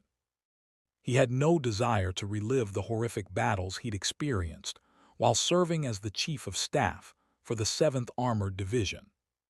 He had no intention of contorting his body on the battlefield again, just to survive with death looming over his shoulder. So I'll delay the engagement as long as possible. Daniel Steiner's plan was simple. By now, they must already know we're coming. Upon receiving the news, Fenbark's defense forces would obviously request reinforcements from the allied nations. And Daniel's greatest hope was for those reinforcements to arrive before his brigade could seize Fenbark. Then, using the excuse that the enemy responded swiftly, I can request reinforcements of my own while holding position and rest. If things went smoothly, the General Staff might abandon the idea of capturing Fenbark and order a withdrawal. And if that happened, Daniel could naturally convey to the Chief of Staff that he was not a competent field commander. If the Chief of Staff ends up disappointed in me, all the better. He'll realize I'm unnecessary as a field officer and never send me to the front again. It was a perfect plan. But for this perfect plan to work, a condition had to be met. The Chief of Staff must believe that I haven't disobeyed any orders. Naturally, if he forcibly held back the army, he could be summoned to a court-martial. Even if it didn't come to that, the moment any perceptive officer or soldier started to think, the brigade commander is deliberately halting the advance, a mutiny could erupt. Daniel had no intention of risking that just to delay the fight. That was why he devised a strategy to move in a way that allows the enemy to respond. What did that mean? From the moment the brigade left the capital, Daniel had marched along a visibly clear route, excluding times of encampment, as if the destination were obvious and singular. Unless he's a fool, the defense commander of Fenbark must know the Imperial Brigade is moving toward the bridge over the Middle River. Unless Fenbark's defense forces were planning to fight to the last man in urban warfare, shutting down the city entirely, they would obviously engage in delaying tactics until reinforcements arrived. And the key to a delay strategy is obstructing the enemy's movement route, which meant they would either attempt to destroy the bridge or set up an ambush nearby. Either option was just fine for Daniel. If Fenbark's defense forces destroyed the bridge and retreated, that would mean the road was blocked. Then he could search for a crossing point, claiming they'd need to move downstream to find a shallower area, buying time. On the other hand, if the bridge remained intact, he could say something felt suspicious and order full-scale reconnaissance. If the enemy were discovered in the process, he could use unfavorable positioning as an excuse to order a temporary withdrawal and move downstream, again buying time. Now then, what will you do, Chief of Staff? If you receive the reports, you'll see I'm nothing more than an incompetent general. Surely you can't hold a court-martial for that. Just quietly assign me to rear duty. With that thought, Daniel wore a smile full of meaning. At that moment, his intelligence officer, Phelps, approached. "Brigadier General, may I have a word with you?" Phelps had chosen not to return to the 7th Armored Division and instead became Daniel Steiner's staff officer, a decision approved by higher-ups. As a result, he was still serving under Daniel now. It was a bit uncomfortable from Daniel's point of view, but he couldn't exactly dismiss him, so he nodded. "What is it, Major Phelps?" "Well, it's just that." Phelps spoke with a slightly troubled expression. "I understand that the brigade is advancing toward the bridge over the Middle River. Securing a solid bridge would allow for rapid advancement and simplified resupply. In that sense, the bridge is essentially the key objective in this operation. And the problem is, the enemy likely knows that too. Our movement is tracing a direct line toward the Middle River Bridge, so even if they wanted to ignore it, they couldn't. Surely they're preparing an ambush or getting ready to blow up the bridge, aren't they?" Daniel quietly broke into a cold sweat. Everything Phelps had just said was correct. "Rather, I think it would be better to head downstream, find a shallow, firm riverbed, and have the engineering company construct a temporary crossing." It wasn't bad advice, but if Daniel went downstream already, it would shorten the timeline. And since Daniel's top priority was dragging things out as long as possible, it was advice he absolutely could not accept. But if he said, "I don't want to fight, so I need to waste more time," Phelps might go from admiring him to despising him and reach for his sidearm. As Daniel wrestled with how to respond, his gaze drifted toward the soldiers pitching tents nearby. "Major Phelps." The melancholic glint in his eyes was a bonus. "Your assessment is textbook perfect. If we're to avoid unnecessary risk, then yes, your advice is the right one, but it seems you've overlooked one thing." Daniel blinked slowly, then looked Phelps in the eye with a serious expression. "The battlefield never unfolds according to the manual. It is not the manual that orders battle but people. Do you understand what that means?" Daniel himself had no idea what it meant. He was simply putting on a show. But that performance gave Phelps a sudden realization. Could it be you're exploiting the enemy's psychology? Of course not, but Daniel solemnly nodded. After all, tactics and strategy are ultimately about dealing with people. To someone unaware of Daniel's true intentions, he looked every bit the brilliant military commander. Meanwhile, inside the command and control room of the Fenbark Defense Headquarters. "Sir, all troops have assembled. Please issue your orders." At the Deputy Commander's report, Defense Commander Dalbef let out a deep, uneasy sigh. Facing Daniel Steiner weighed heavily on his shoulders. Still, he couldn't afford to sit on his hands. Maintaining his composure, he spoke. "What is the current movement of the enemy brigade?" "They're advancing toward the bridge at the midstream section of the Everand River. It appears they intend to secure it. Judging by their pace, we should be able to reach the bridge before they do." The operations officer, who had been listening nearby, added, "Sir, we must act before they seize the bridge. What if we lead our troops there and ambush them?" It was sound logic. If they moved first and lay in ambush near the bridge, they would stand a strong chance of a decisive victory. But Dalbef couldn't shake a sense of unease. Remaining silent for a moment, he slowly raised his eyes. "Are you certain? Are you truly saying it's the right move to send troops to the bridge and order an ambush?" The staff officers exchanged puzzled glances, not understanding what Dalbef was getting at. Watching their reactions, Dalbef continued quietly. "If the enemy commander were some average officer, I'd follow your advice and order the ambush. But we're dealing with Daniel Steiner.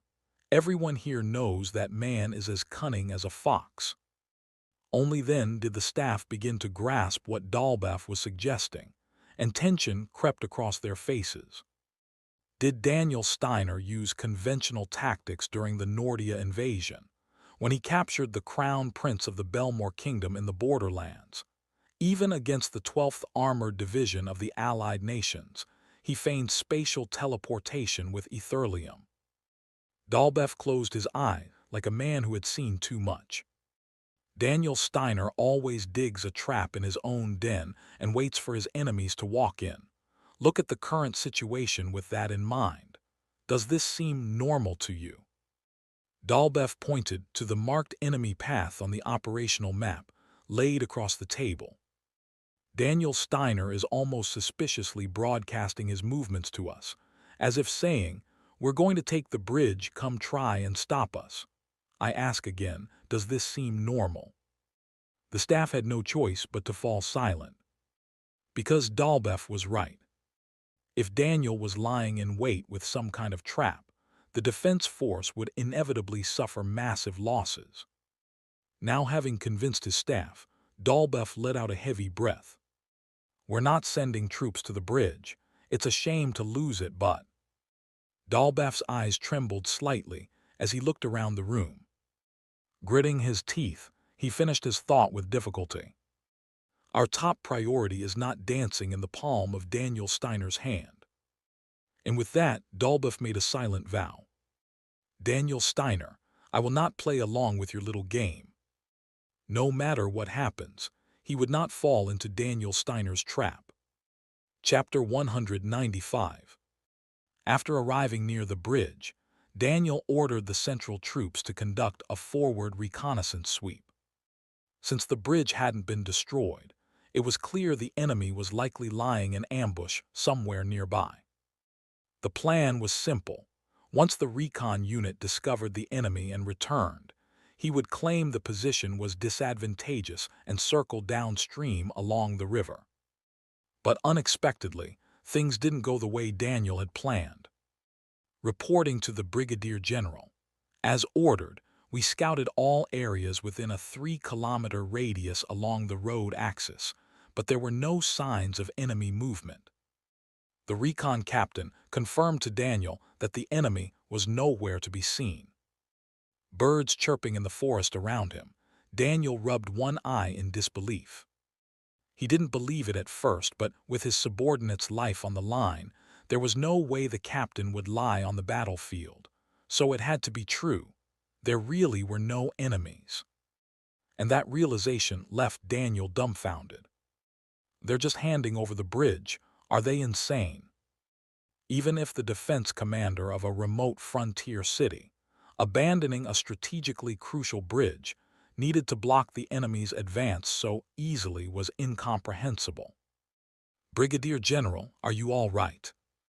Seeing Daniel lost in thought, the reconnaissance captain cautiously asked while watching his expression. Thinking it wouldn't do to remain silent, Daniel lightly rubbed his chin and opened his mouth. "I'm just lost in thought. But really, are you sure there wasn't a single sign of enemy movement, not even enemy scouts or patrols? If there had been anything of the sort, we would have reported it immediately, sir." "Did you check the ridgeline?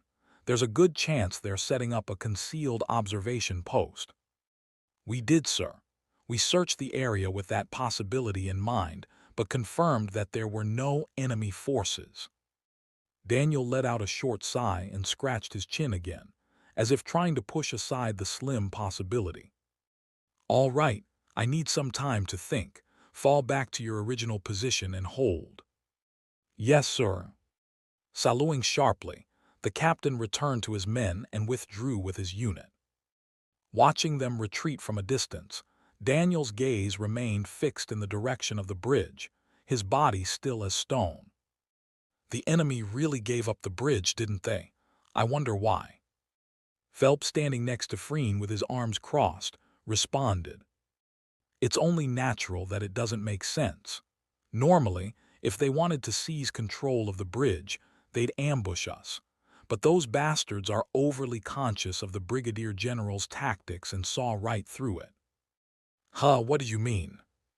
"Lieutenant Freen, the Brigadier General tends to corner the enemy based on deceptive operations and force them into designated kill zones. Even the enemy isn't so stupid they wouldn't have realized it by now." Phelps smiled faintly as he looked at Daniel, who was still stroking his chin, lost in thought. The enemy assumed that the Brigadier General expected them to be wary and deliberately exposed part of our movement path, pushing toward the bridge. So from the enemy's perspective, what would they think? They'd think we're trying to lure them to the rear, wouldn't they? Exactly.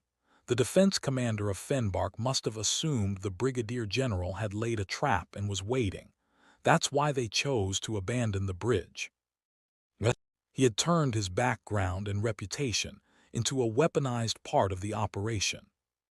That was precisely who Daniel Steiner was, the embodiment of the idea that tactics and strategy are, in the end, about manipulating people. Watching Daniel toy with the enemy as if he held them in the palm of his hand, Phelps couldn't help but feel a faint chill of awe. Many have commanded armies, but none have demonstrated such clarity as you, Brigadier General. History will remember you as a legendary figure." Phelps spoke with genuine respect, prompting Freen to flash a smug smile. "Of course, bringing order to chaos and saving the people, surely history will revere you as a saint never to be seen again." "A saint, what are you even?" Phelps started to point that out, but ended up rubbing his chin instead. Freen was a capable officer, but she occasionally blurted out completely inscrutable things. There was a faint gleam of unplaceable madness behind her soft eyes that was difficult to pin down. Feeling that things might spiral if left unchecked, Phelps walked over to Daniel. "Brigadier General." Daniel, turning his body, confirmed it was Phelps approaching and opened his mouth. "What is it, intelligence officer?" "I wish to report the successful securing of the bridge, and I must apologize for doubting your plan." Daniel scratched his chin with a dry, habitual motion. "Doubt isn't a bad thing. Don't apologize for it." "Thank you, sir. That alone is a great relief. But would you be able to give the next order now? The soldiers and officers are all waiting for your command, sir, now that everything is secure." Knowing he couldn't delay any further, Daniel let out a quiet sigh and spoke in a low, gravelly voice. "Contact General Staff. Inform them the bridge has been secured and we're confirming control of the surrounding area. Once that's complete, tell them." Daniel turned his chin and looked in the direction of the city. "We'll advance on Fenbark." Evening, General Staff Headquarters Dining Hall. Clatter. Only the faint sound of utensils moving over the finished round table echoed softly in the dining hall. Normally a bustling place, the general staff dining hall was unusually quiet today. The reason? The chief of staff, who held the highest position within the general staff, had come down to dine for the first time in a long while. Seated at the same table were Minister of the National Frontline Operations, Schiller, and Deputy Chief of Staff, Cedric. Perhaps because of the heavy presence of such prominent figures, everyone else gathered in the hall was simply focusing on their meals, as if nothing else existed. Minister Schiller. Amid the intentionally maintained silence, the Chief of Staff, Arrowman, smiled faintly. Is the food to your taste? I would have liked to serve you a proper meal from the officers' restaurant near the base if I had the time, but alas, duty didn't allow it. Schiller hurriedly set down her utensils and dabbed her lips with a napkin. Please don't trouble yourself. It's quite delicious, I assure you. I'm glad to hear it. So, how are things on the front lines these days? As Arrowman quietly inquired about the situation, Schiller looked at him and gently rubbed her chin. Of course, the people are uniting as one and passionately rallying around the empire. Ever since Brigadier General Daniel Steiner's recent speech, even the morale of deserters has been rising. Deserters, you say? Yes. When a few soldiers were asked if they would return to the battlefield, they said they felt ashamed for having fled out of fear for their lives. Even someone who had not flinched when staring down a terrorist's gun had been moved by Daniel. It was no wonder the troops were. Arrowman smiled in satisfaction, but this time it was Schiller who asked the question. But is it really okay? What do you mean? I'm referring to sending Daniel Steiner back to the front. As you know, he's practically the symbol of the empire right now.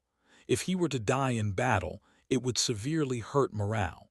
Wouldn't it be better to recall him to the capital before that happens?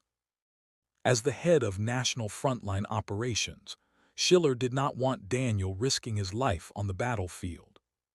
From her strategic perspective, it would be more beneficial for morale if he remained in the rear as a national hero. Understanding her concern, Arrowman maintained his gentle smile as he sliced into his steak with a knife. There is merit to your opinion, Minister Schiller. I, too, have considered the same, but having faced Daniel Steiner myself, Daniel is not the kind of man who would be content with momentary peace. Arrowman remembered. The moment he had suggested that Fenbark must be taken, Daniel Steiner's blazing eyes had pierced through him. Those eyes, burning with some fierce conviction, still remained vividly etched in Arrowman's mind. To me, it seems Daniel Steiner wants to reshape the empire into something worthy of loyalty, and he hopes to be standing at the forefront of that transformation. It's rare to find someone like that in this day and age. Chief of Staff, but still. I understand your concern, but I don't believe we need to worry about Daniel Steiner dying on the battlefield. Cedric, if you would, explain. Cedric, who had been slicing his steak, looked to Schiller. Minister of Frontline Operations. Currently, Daniel Steiner has secured the bridge leading to Fenbark, and he's done so without suffering a single casualty. Excuse me, how is that possible? It seems he's manipulated the enemy's psychology. By appearing to head straight for the bridge, he's made the Fenbark defense commander believe it's an obvious trap. Schiller, having frozen mid-bite with a piece of meat in her mouth, quickly chewed and dabbed her lips with a napkin at Arrowman's glance. As you've likely gathered, the defense commander of Fenbark is no match for Daniel Steiner. So please, put your worries to rest. As the hesitant Schiller cut her meat, Cedric glanced sideways toward Arrowman. It was clear that he saw through Arrowman's favor toward Daniel Steiner. Chief of Staff. Arrowman, who had set his napkin down, replied. What is it? I heard your health hasn't been well recently. Are you considering Daniel Steiner as your successor in preparation for an emergency? It was a question meant to probe his intent. After a short silence, Arrowman leaned back in his chair. That's something for the future, and regardless, appointing the next chief of staff is up to the Emperor. What does it matter if I see him as a successor or not? Still, if the end of this imperial dynasty is in sight, then perhaps it's not unreasonable to place some hope in him. If Daniel Steiner continued building achievements on the front lines and remained devoted to the empire, it wasn't an impossible scenario. Of course, the most important thing would be his own will.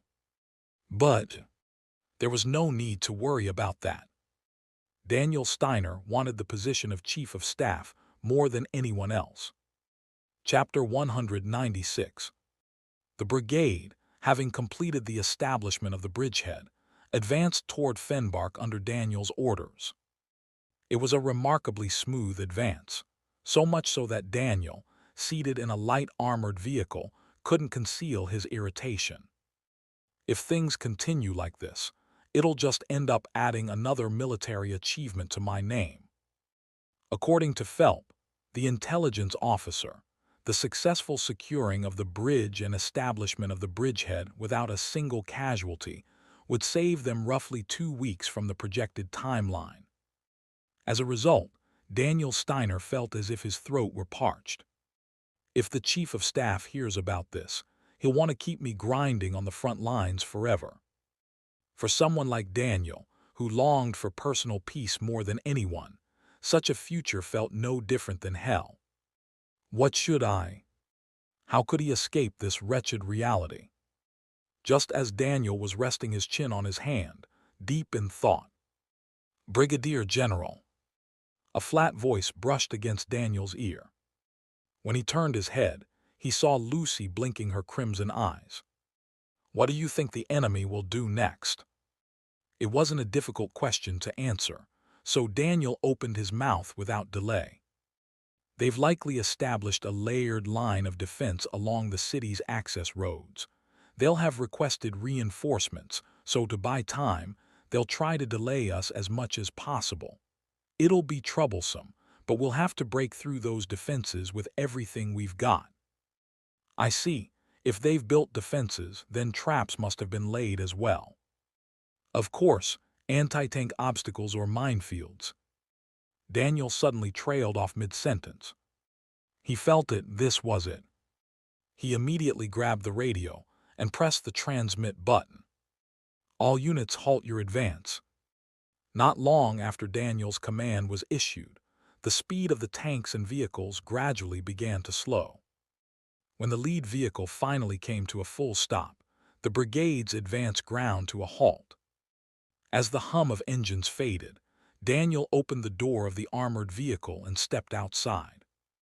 Adjusting his uniform cap and straightening his attire, he was soon approached by Phelp, who had gotten out of the vehicle behind him. Phelp offered a slight bow in place of a salute and opened his mouth. Brigadier General, may I ask the reason for halting the advance? It was simply too early to begin preparations for camp, hence the question. Daniel intended to buy time before enemy reinforcements arrived in Fenbark, but he couldn't state that directly. Instead, he answered with solemn weight. Intelligence officer, don't you think something's odd? What do you mean, sir? The road conditions. They're too clean, unnaturally so. Normally, obstacles would be set up to force the enemy to detour, but did we encounter any obstacles during the advance? Phelp, who had been pondering, shook his head. Now that you mention it, we didn't. There were a few fallen trees on the road, but they were small enough for the vehicles to just roll over. They couldn't be called proper obstacles. Then what do you think this means? Are you suggesting the enemy is intentionally guiding us to use the road? Daniel nodded, and Phelp let out a quiet gasp of realization. I see. Then there's a high probability that anti-tank mines have been planted along the road. Exactly, which means you also know what we need to do now. We must dispatch experienced reconnaissance troops or tank crewmen to detect any signs of recently buried anti-tank mines. Ensuring the safety of our troops must come first. That meant they could buy even more time, so Daniel smiled in satisfaction. Good, you're quick to understand. Relay the order to the recon company to inspect the road for signs of anti-tank mine installation. Yes, Brigadier General. Phelps answered with vigor and turned around to carry out the order. Watching him walk away, Daniel let out a quiet sigh of relief. Good, this should buy me a few days. If he repeatedly ordered halts to search for signs of mine deployment, the march on Fenbark could be significantly delayed. And since the order isn't unreasonable, neither the troops nor the officers will object. Who would dare oppose a command issued in the name of ensuring Allied safety? At most, there would be a few grumbles of discontent. Daniel was deeply pleased with his own scheme, but that satisfaction didn't last long. That evening, the company commander of the recon unit returned and reported to Daniel with reverent awe. Company Commander Ehiriam, reporting in. We've confirmed signs of anti-tank mine installation 2 kilometers ahead of our current position. Part of the pavement was deliberately removed, and we discovered freshly disturbed soil camouflaged with loose dirt. We believe the enemy's forward engineer unit planted them. At the report, Daniel froze. Meanwhile, the intelligence officer beside him, Phelps, couldn't contain his excitement. Brigadier General, once again your prediction was correct, 2 kilometers ahead. If you delayed your order to halt the advance even slightly, it would have been a disaster. He wasn't wrong. Not that Daniel had intended it that way. After a brief silence, Daniel issued his next command. Now that anti-tank mines had actually been discovered, it was time to get serious, for the sake of preserving their forces. Have the recon company take a short rest, then begin sweeping the surrounding forest near the minefield. If the enemy intends to conduct a delaying operation, there's a high chance a small unit is lying in ambush nearby. Indeed, not a word out of place. I will carry out the order. The company commander answered with vigor and was just about to turn and deliver the order. Brigadier General. He turned to see who had spoken. It was Lucy. If you'll permit it, I'd like to accompany the recon company. Accompany the recon company? Yes, I want to contribute to our strength. The look in Lucy's eyes was filled with conviction, born of instinct. It was too sincere to refuse, and Daniel gave a nod. If that's what you want, you may participate in this operation alone. That won't be a problem, will it, Company Commander Ehiriam? Ehiriam looked troubled, but he couldn't bring himself to voice an objection to Daniel. If it is an order, I will comply. Meanwhile, in the highlands of the forest, near the anti-tank minefield. God damn it! Bentel, the battalion commander of the Fenbark Defense Forces, who was lying in ambush with approximately 300 troops, clenched his teeth. The enemy's recon unit found the minefield and turned back, which means... It meant Daniel Steiner had discovered the location of the anti-tank mines. From Bentel's perspective, it was utterly absurd. Just 2 more kilometers. If they had gone just 2 more kilometers, they would have been blown to bits by the mines. The entire operation hinged on this. Once Daniel's brigade stepped on the anti-tank mines and fell into chaos, Bentel's unit would launch a surprise attack, inflict damage and retreat. But Daniel Steiner, as if he could see through everything, halted the entire advance exactly 2 kilometers short and dispatched recon to identify the mines. How the hell did he figure that out? Is that man some kind of god? At this point it wasn't fear, it was helplessness. As Bentel clicked his tongue in frustration, the sound of footsteps approached from nearby. Turning toward the noise, Bentel spotted his adjutant. And what is it? The adjutant hesitated briefly, then spoke. Commander, I believe the enemy has noticed our position. What? A recon unit, roughly company-sized, is approaching our location. If we don't retreat now, they'll discover us. They'd found the mines, and now they were pinpointing the ambush site too. Bentel couldn't shake the feeling they were dancing in Daniel Steiner's palm. But the fact that they'd spotted the enemy recon first was, at least, something. If it's just a company, there's no need to retreat. We strike first, cause casualties, secure prisoners, then fall back to the defensive line. But Commander, Lieutenant, shut up and follow my orders. You think the defense commander will accept us retreating without a single gain, if we don't at least tear that recon unit apart? Bentel trailed off mid-shout. The look on his adjutant's face wasn't good. Uncertain why, Bentel fell silent. The adjutant swallowed dryly and finally spoke. Commander, we just received orders from Central Command. They say to be cautious of a silver-haired officer with red eyes in Daniel Steiner's forces. One matching the description has been sighted in the enemy recon unit. They want us to be cautious of one officer. Yes, sir, that officer is considered highly dangerous. It wasn't just laughable, it left him speechless. One officer. You think a single officer can overcome the difference in strength? Don't be ridiculous. Follow my orders. If you keep arguing, I'll take it as insubordination and have you court-martialed. Bentel barked, and the adjutant lowered his head, clearly terrified. My apologies. I'll relay the order at once. With that, the adjutant hurried off. Bentel watched his retreating figure with clear displeasure and let out a long sigh. Central Commands lost their minds. If it were Daniel Steiner himself, maybe, but getting spooked by one officer. Shaking his head, Bentel pulled out a map from his coat. Just in case, he wanted to confirm the retreat routes once more.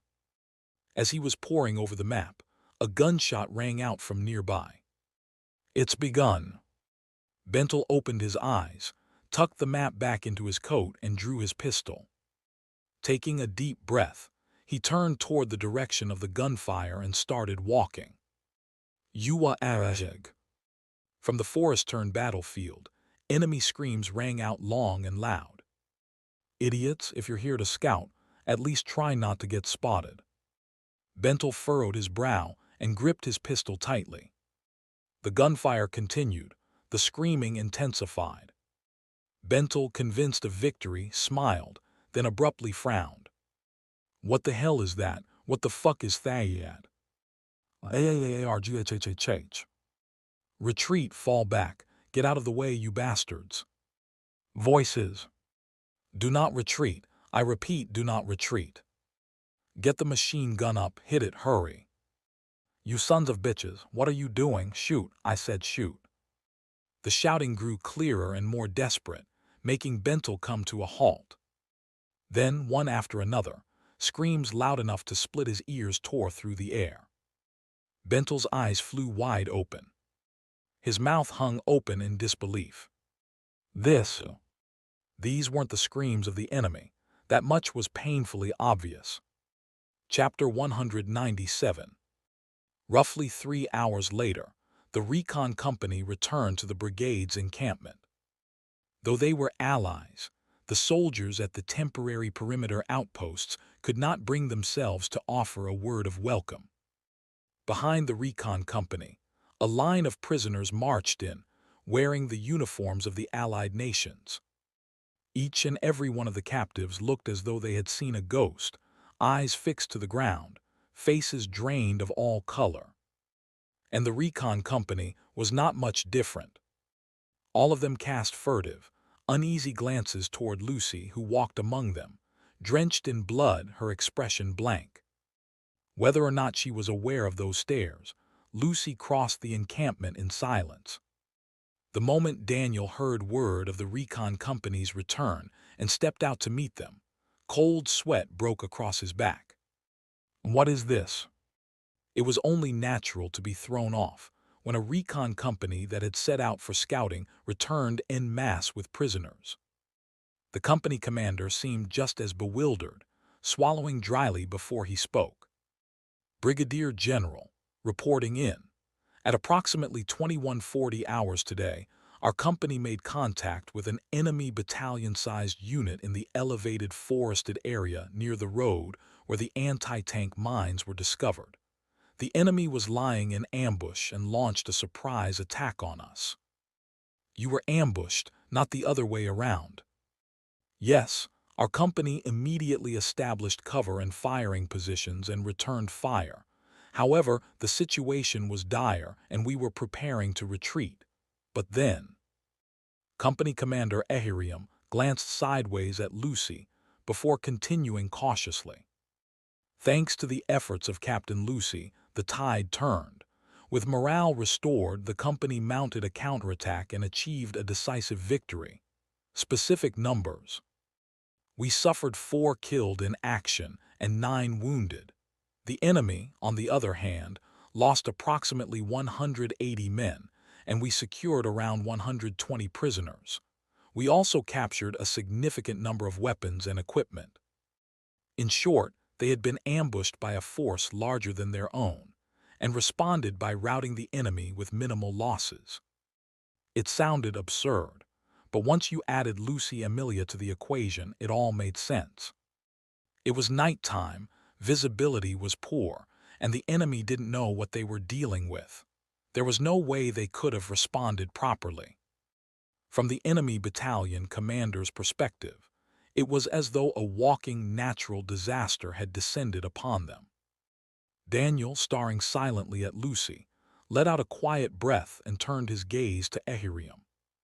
Did you capture the enemy commander? Yes. Once we reached their command post, he dropped his pistol and raised his hands. He seemed to have completely lost the will to fight. Good, we'll need to have a word with him. Tie him up in an empty barracks. As for the other prisoners, group them in one area to make them easier to manage. Yes, sir, understood. Ehiriam gave a crisp reply and turned on his heel to relay the orders. As the company commander barked to his men, Daniel once again turned his eyes to Lucy. Lieutenant. His voice was low and quiet, meant so others wouldn't overhear. I don't understand. Why did you go this far? To Daniel's knowledge, Lucy was someone who went to great lengths to conceal her identity. Yet here she was, wielding her power without hesitation. He couldn't make sense of it. Lucy, unable to meet Daniel's gaze, replied without lifting her eyes. At the moment we were ambushed. It was the only way to save our forces. And you expect me to believe that? He wasn't asking whether she'd fought back. He was asking whether she had provoked the ambush in the first place. Lucy, sensing his meaning, offered no answer. Her lips parted slightly, as if to offer an excuse, but no sound emerged. Daniel's eyes narrowed slightly. Something was off about her. Is there a reason you can't talk about it? His guess wasn't wrong. The closer they got to Fenbark, the more Lucy felt a rising, inexplicable wave of anger and hatred. Daniel could, at least, understand a fraction of what she might be feeling. If the information Hamthel provided is correct, Fenbark is where Lucy was treated as a test subject. Judging by her behavior, she doesn't seem to be aware of that, but Daniel briefly considered whether to tell her. But then he shook his head. There's no need to stir confusion with unconfirmed intel. For now, silence was the best course of action. Raising his hand, Daniel lightly rested it on Lucy's shoulder. Lieutenant, I won't press you about what happened today. In the end, your actions benefited the brigade, but because of what happened, you and I have crossed a line we can't walk back from. I'll have to report today's battle to High Command. A small company defeating an enemy battalion would surely draw attention from above, and that attention would land squarely on Lucy Amelia. Once High Command began to investigate her seriously, it would become a complicated and dangerous situation. Lucy, fully aware of that, could only lower her head with a guilty expression. I'm sorry. Because of me, you'll suffer the consequences, Brigadier General. It's fine. Daniel cut her off with a gentle smile. I'll find a way to protect you. The unexpected words made Lucy flinch and raise her head slowly. As her dazed eyes met his, Daniel forced the smile to stay on his face. I need to make her believe I'm the only one in the Empire she can rely on. If we can stay in alignment, nothing disastrous will happen between us. Daniel spoke from a place of cold survival instinct, but to Lucy, the meaning went far beyond mere calculation. Her red eyes trembled ever so slightly. I as well. Her breathing roughened just a bit as she lowered her gaze. I'll protect you too, Brigadier General. It was a strange irony. They harbored different feelings, but in the end, the place they were trying to reach was the same. After the commotion had settled, Daniel entered the barracks where the enemy battalion commander was being held. Inside, Bentel sat slumped in a chair, bound and defeated. He had been staring at the floor, but the sound of polished boots prompted him to lift his head. And there he saw Daniel Steiner, clad in a sharply tailored military uniform. The medals pinned to his chest radiated an inscrutable sense of pressure. Lieutenant Colonel Bentel, I heard your battalion attempted to ambush our recon company only to be defeated. Am I correct? At Daniel's words, Bentel snapped out of his stupor, gritting his teeth before shouting in frustration. We should have won. By all rights we should have won, but that woman with the red eyes, what the hell is she? What is that monster? Bentel had rushed toward the scene of battle upon hearing the screams, and what he witnessed was beyond comprehension. A red-eyed monster, tearing through his men one by one with horrifying speed. She moved faster than the eye could follow, and to make matters worse, she generated a gravity field that made it nearly impossible for his soldiers to even lift their rifles. In Bentel's memory, Lucy had been like a predator rampaging through a flock of sheep. No matter how you look at it, that woman is far beyond what you'd call human. You bastards, you vile imperial dogs, don't tell me you've been conducting human experimentation. Daniel briefly considered saying she's your creation, not ours, but shook his head. That wasn't the priority right now. Lieutenant Colonel Bentel, I did not give you permission to ask questions. From this point forward I will ask, you will answer. Understood. Bentel bit down hard, visibly seething.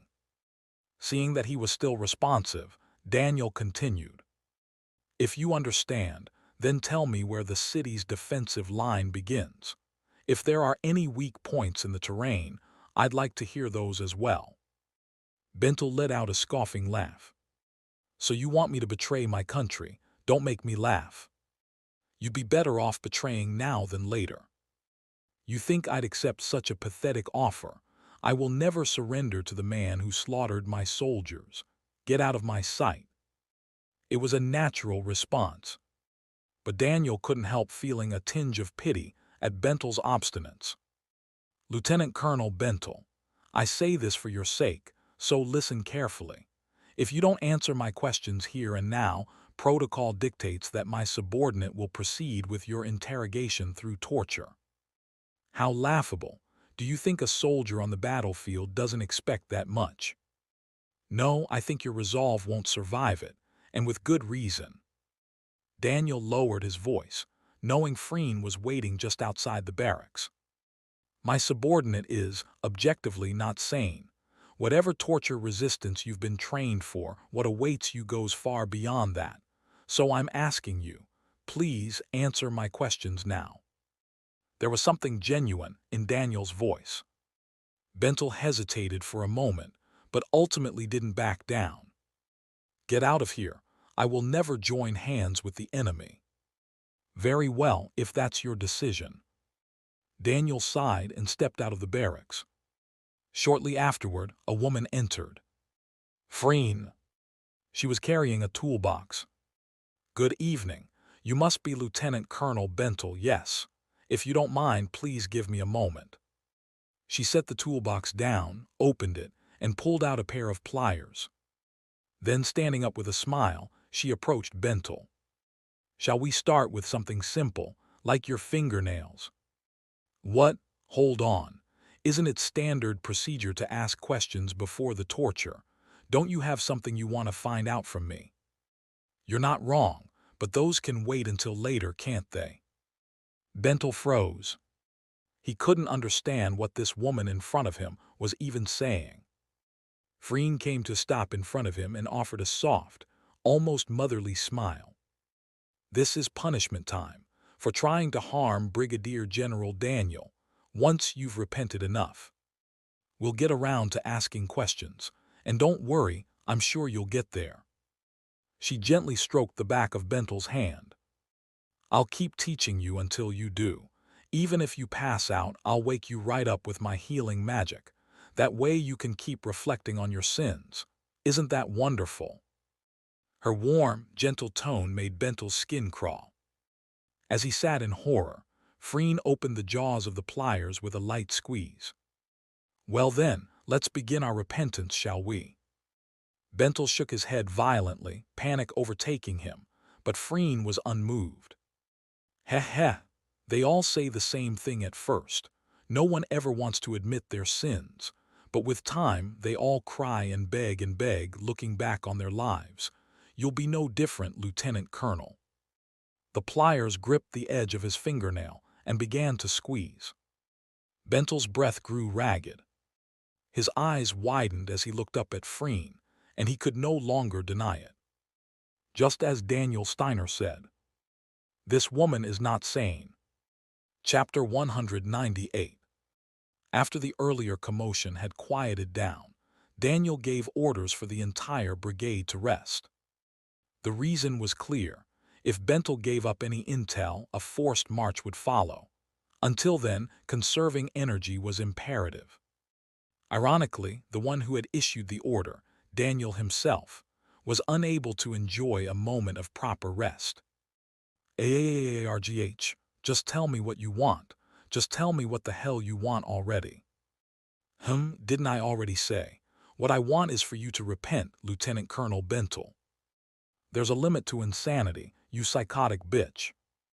Using such vulgar language tells me you haven't repented nearly enough. Shall we change tools and try again?" "What? Why are you pulling that out? No, fuck. Don't come near me. Stay away. Argh." The primary reason Daniel couldn't sleep peacefully was those screams. Unfortunately for him, the interrogation site was located directly next to the field command tent. Even if he'd wanted to avoid it, he couldn't. Having spent the night listening to Bentel's howls, Daniel sat at his desk the next morning, unable to hide his fatigue. The others in the command tent appeared just as sleep-deprived, going about their duties with haggard faces. All was quiet as each officer carried out their morning responsibilities when Phelps, the intelligence officer, approached. He was holding a steaming cup in his hand. "Hard at it from early in the morning, I see. Would you like some coffee, sir?"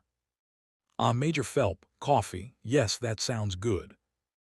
Daniel answered weakly, and Phelps let out a low chuckle, handing him the cup. "It's chicory coffee. It's not quite the luxury stuff from the capital, but it's the best we have here on the front. I'm not picky enough to demand luxury in a war zone, am I?" Daniel quipped with a wan smile, took the cup, and sipped the chicory brew. As the warmth slid down his throat, he felt a faint surge of energy return to his body. Even though it was a substitute, the flavor was close enough to real coffee to trick his senses. "Much better. More importantly, how are the men holding up?" "Yes, I just finished a sweep of the camp. Morale is at its peak. Securing the bridgehead, identifying the anti-tank mines, and now the recon company's victory over an enemy battalion. It's been nothing but success." Every operation had been flawlessly executed. As a result, both the troops and officers now supported Daniel Steiner with a near-fanatical degree of trust. It was a situation Daniel found troubling, though Phelps remained unaware. Thanks to the general's deliberate packing of the march, the troops are still fresh. That alone has given us significant advantage in. Before Phelps could finish, another scream rang out from the adjacent tent. Unlike the earlier shrieks, this one was low and heavy, like a man crushed beneath his own despair. Lieutenant Colonel Bentel's attitude had changed drastically. "Please, I'm begging you, stop. I'll tell you everything, just please." "Lieutenant Colonel, it's only been half a day, you know. If you're crying already, how do you plan to survive the rest?" "I'm sorry, I was wrong, please have mercy." Phelps clucked his tongue at the sounds coming through the wall. Non-stop torture. She's terrifying. It's a blessing that Lieutenant Freen's one of ours and not theirs. I agree, facing her as an enemy, I'd rather not imagine it.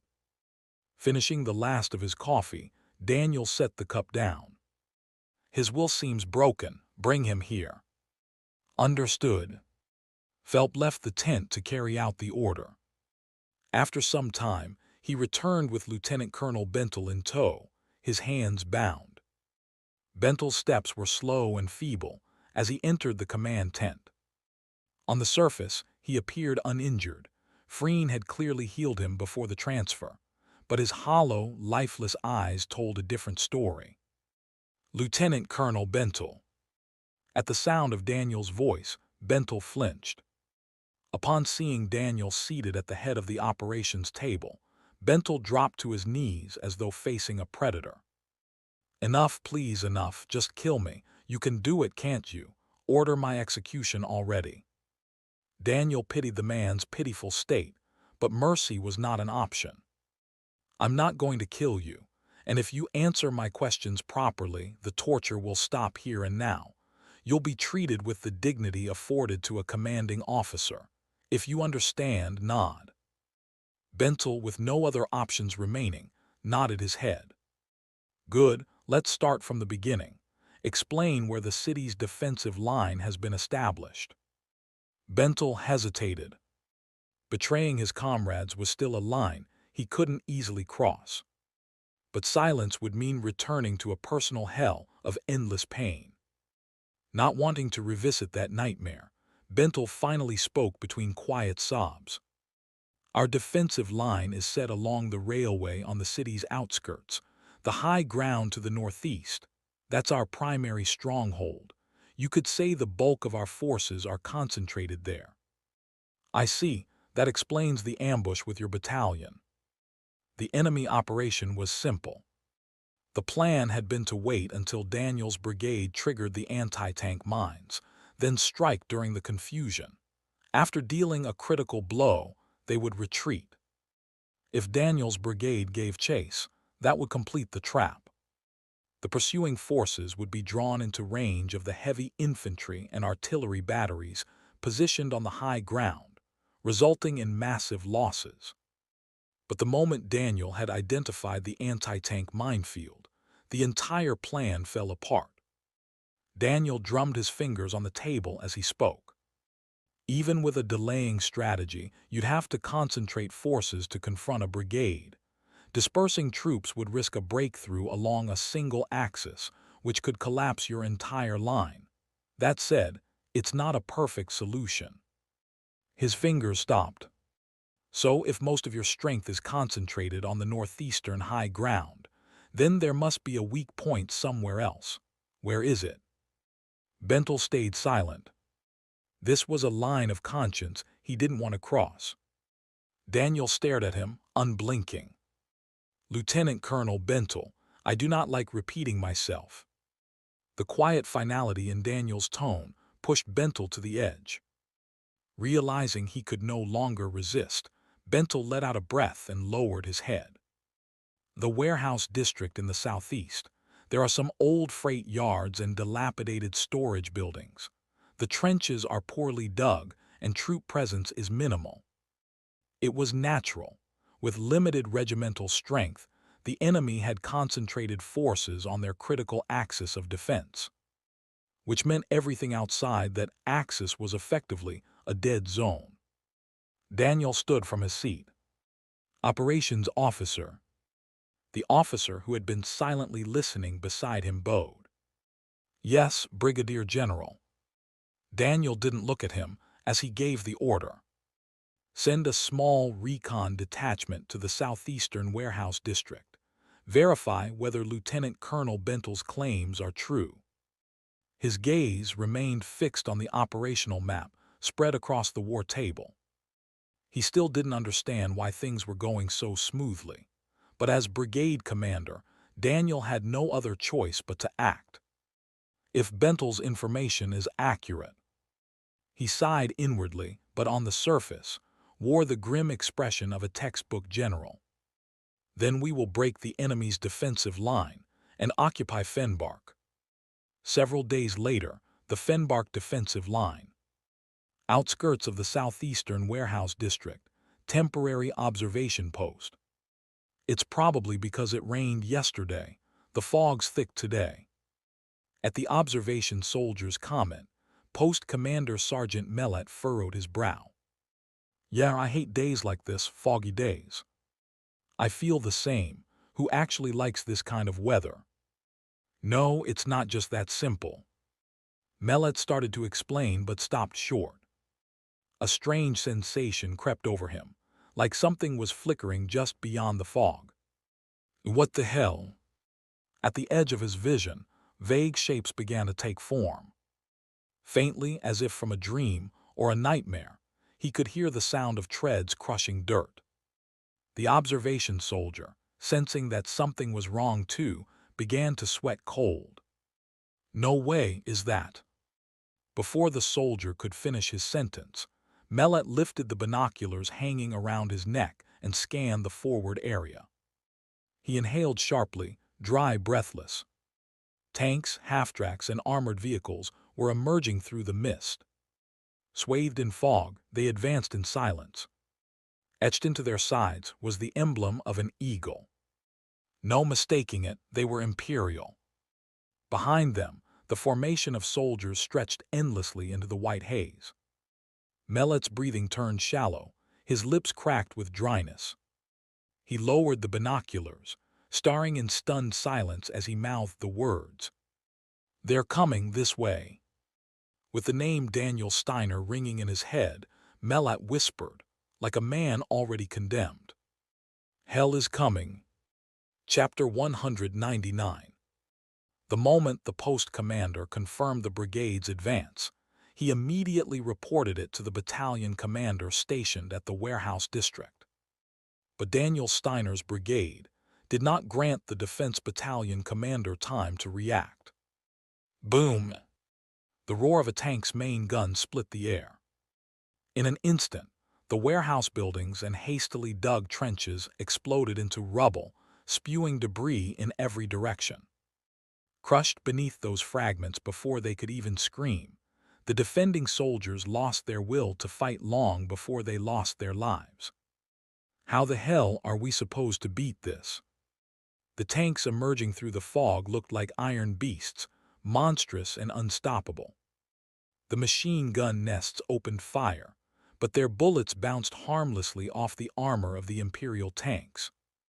As if annoyed, one tank casually rotated its turret and aimed directly at the nearest nest. The gunner inside screamed, half rage, half panic as he squeezed the trigger, but it was hopeless. Boom! A shell struck the nest dead on, reducing it to scorched wreckage. Dust and soot burst from the sandbags, and thick black smoke writhed upward like flames. Through that hellish haze, figures in black Imperial uniforms began to emerge one by one. They raised their weapons toward the remnants of the defense force, no exception made for those buried under debris. One soldier, pinned beneath a broken beam, looked up at the approaching Imperial trooper and scoffed bitterly. There was never a chance, not for us, not against the Empire's devil. There was no defeating the army led by Daniel Steiner. The battalion commander of the warehouse district raised the white flag less than 10 minutes after the assault began. It was obvious that resisting any longer would only lead to senseless deaths, and so he surrendered to preserve what remained of his men. Accepting the surrender, Daniel ordered a ceasefire and claimed the warehouse district. Victory had come with ease. We won again. Those allied nation bastards can't do a damn thing against us. Long live the Brigadier General. He led us to victory again. Ha, look at these piss-stained allied cowards. They wet themselves and ran. As the soldiers celebrated in a frenzy of triumph, Phelps approached Daniel, who was surveying the captured district. Brigadier General, the operation was a complete success, just as you predicted. Daniel nodded at Phelps' words. Casualties? None, sir. The enemy battalion commander surrendered before a proper battle even broke out.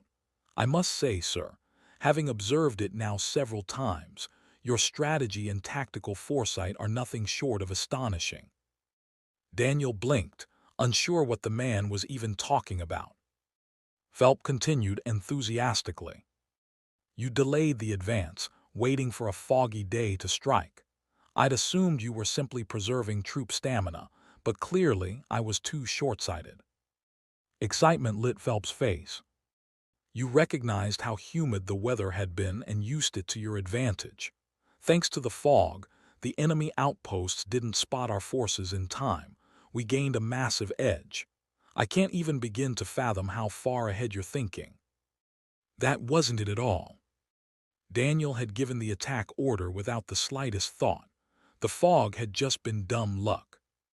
Even if I tell him he's wrong, no one would believe him. They'd just assume he was being modest. Better to let it go. Intelligence officer, if your report is finished, go have the enemy battalion commander give us the Fenbark Defense HQ's comms frequencies. I'd like to have a word with their commander. Yes, sir. Phelps saluted and turned to leave. Daniel let out a quiet breath as he watched him go. We've broken the defense line. That means the next step is a push into the city. Capturing Fenbark would all but guarantee he gained the Chief of Staff's total favor. And with that would come another assignment, God knew what kind.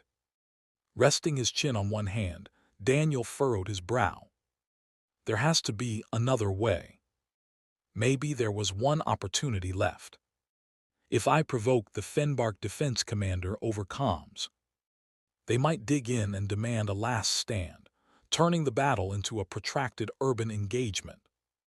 If the civilians got involved too, Daniel might have the excuse he needed to argue the resistance was too severe and recommend withdrawal. He was seriously weighing the idea when, I don't understand, why? A low murmur broke his train of thought. Looking up, Daniel spotted Lucy not far away, standing still, her eyes locked on Fenbark. They were now close enough to see the city with the naked eye. Daniel approached her in silence. Lieutenant.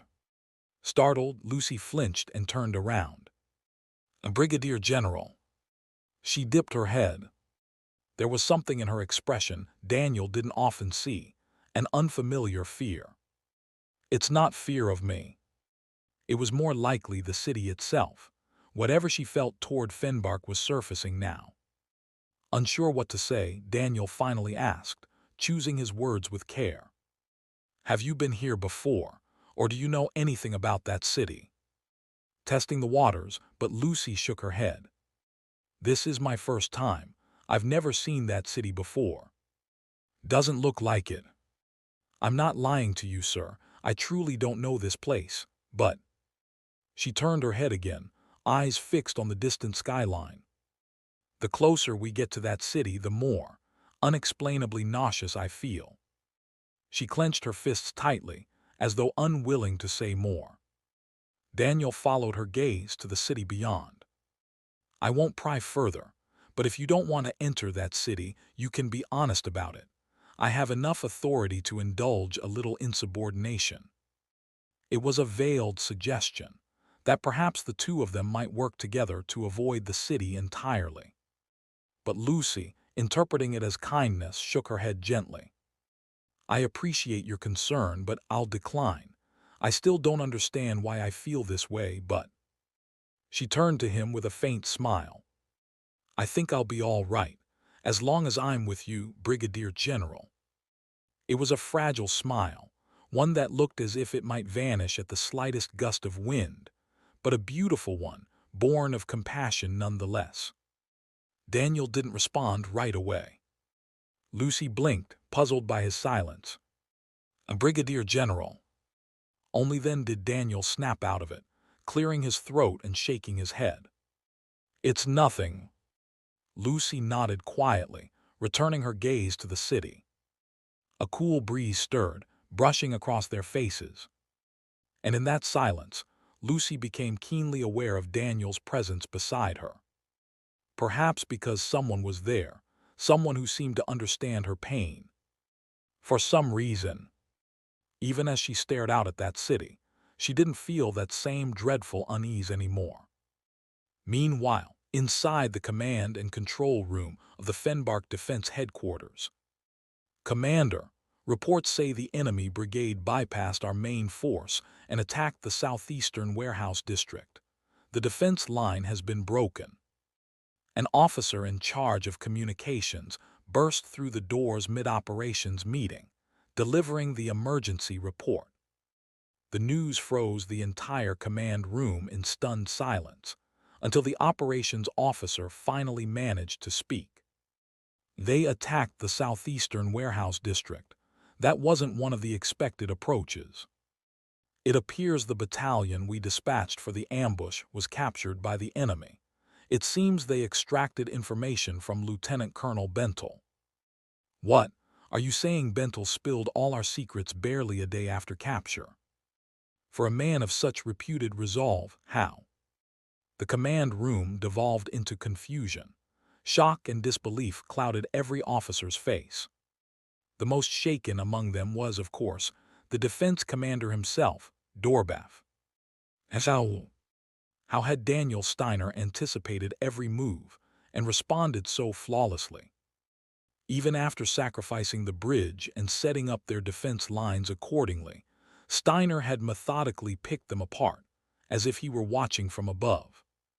With despair creeping in, Dorbath pressed a heavy palm against his forehead, just as one of the staff officers shouted, "Commander, if Steiner's occupied the warehouse district, then it's only a matter of time before he pushes into the city. We must order our main forces to pull back." And what good will that do? The terrain between the warehouse district and the city is flat. Steiner will reach it before we can even regroup. So we just do nothing. If this report is accurate, then over 800 of our troops have either died or been captured. With what remaining force do you expect us to stop a full Imperial brigade? He's right, and that's not even considering that the enemy will get to the city first. The officers erupted into shouts, accusations flying across the room. Chaos descended. Everyone insisted their take was the right one, until Dorbath clenched his jaw and slammed his thick fist down on the operations table with a bang. Only then did the room fall silent again, all eyes turning toward their commander. "Everyone shut your mouths. The report isn't even finished. Signals officer." The signals officer flinched under Dorbath's gaze but stepped forward. "Why, yes, Commander." "When is the reinforcements from Central Command arriving?" "They've issued orders to hold for another week, sir." A groan passed through the room. A week, plenty of time for Daniel Steiner to trample Fenbark to dust. Dorbath forced himself to breathe calmly before speaking again. "What about Daniel Steiner himself? Has he sent any communication? What does he want from us?" He was asking if Steiner had contacted them directly. The signals officer hesitated before responding. Daniel Steiner said. His face went pale with despair. "If you refuse to surrender, I will lead every last one of you to death." He added that any citizen who sides with the defense force will be regarded as an enemy combatant and executed.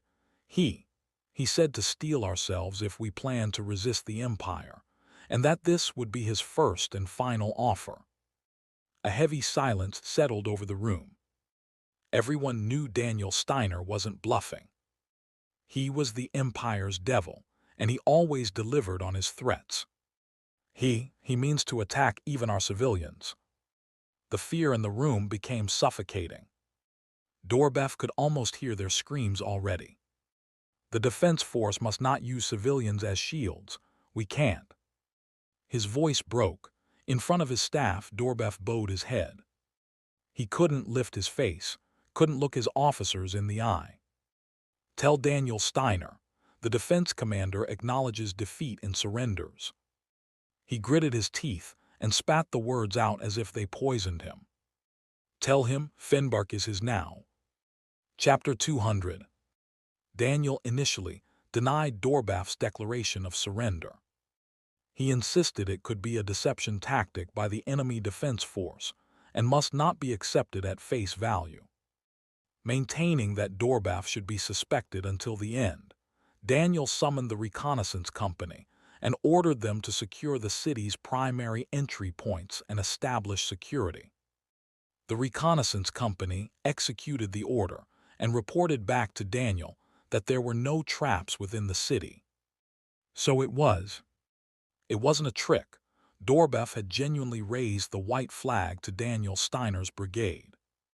Once Daniel confirmed the sincerity of Dorbef's surrender, he led the brigade into the city, heading toward the enemy command center while receiving cold, hostile stares from the citizens. With the brigade vehicles forming an escort fore and aft, Daniel's armored car came to a stop in front of the command headquarters. Stepping out of the vehicle, Daniel adjusted his uniform and entered the command building, leading a platoon composed of Lucy and elite soldiers. Inside the building were senior officers of the defense force clad in Allied nations uniforms, but none of them dared to stop Daniel Steiner. They simply lowered their heads. Casting a sidelong glance at the group consumed by defeat, Daniel walked straight to the command and control room. Open the door. At his command, soldiers kicked the door open with their military boots. Bang! Beyond the wide-open door were staff officers with bowed heads and Dorbef, clenching his jaw tightly. Before Daniel could even issue an order, his soldiers entered the command room in an orderly fashion and aimed their rifles at the staff officers. It was a warning to ensure they couldn't pull any stunts. Daniel scanned the control room with a brief glance and then began walking forward slowly. Tab. With each echoing step of his boots, the shoulders of the defense staff flinched. Among them, none dared raise their heads out of fear. Only Dorbef met Daniel's gaze with a hardened expression. Standing before the command desk, Daniel opened his mouth under Dorbef's fixed stare. Colonel Dorbef. Daniel's eyes narrowed coldly. Surprising, I expected you to demand a fight to the bitter end. Truthfully, he wanted to ask outright why Dorbef had chosen to surrender, but he carefully phrased his words, mindful of the ears around him. To Dorbef, of course, it sounded like mockery. You speak as if I had a choice. If I had called for a last stand, wouldn't you have turned this city into a sea of fire, you damnable devil? Daniel remained silent. He had no idea how to respond. It was a blatant misunderstanding, but he couldn't correct it with the truth. Imperial soldiers with open ears were all around. And even if he did speak the truth, Dorbef wouldn't believe it anyway. As the silence dragged on, sweat broke across Dorbef's face. He was feeling the oppressive weight behind Daniel's chilling gaze. Sensing Daniel's intent from that cold stare, Dorbef felt a deep, instinctive fear rise within him and spoke. You look displeased that we surrendered. Were you truly planning to set the city ablaze? Daniel Steiner, are you really the same kind of human as I am? The way he continued to misinterpret things so wildly was absurd. Deciding he couldn't let that mouth keep flapping unchecked, Daniel looked at Dorbef with thinly veiled contempt. Is that the end of the defeated man's excuse? Dorbef's eyes widened. Glaring at Daniel with bloodshot rage, He fought the growing urge to strike down the devil standing before him. But he restrained himself, realizing that the one in control here was Daniel Steiner. Once Dorbef went quiet, Daniel turned to Lucy. "Captain, inform them that we've secured the enemy commander. Proceed to seal off the city and secure the infrastructure. Also, conduct a full sweep of the city. There may be groups still resisting independently of the commander's surrender." Lucy nodded. "Understood. Do you have a plan in mind for the treatment of the commander and his staff?" "First, they'll be detained here. Formalizing the terms and scope of the surrender in writing takes priority. Then I will convey your intentions accordingly." With a crisp reply, Lucy exited the command room. While the soldiers still had their rifles trained on the enemy, Daniel looked at Dorbef.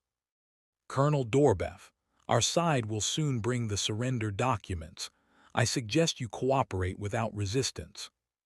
With that, Daniel turned and left the control room.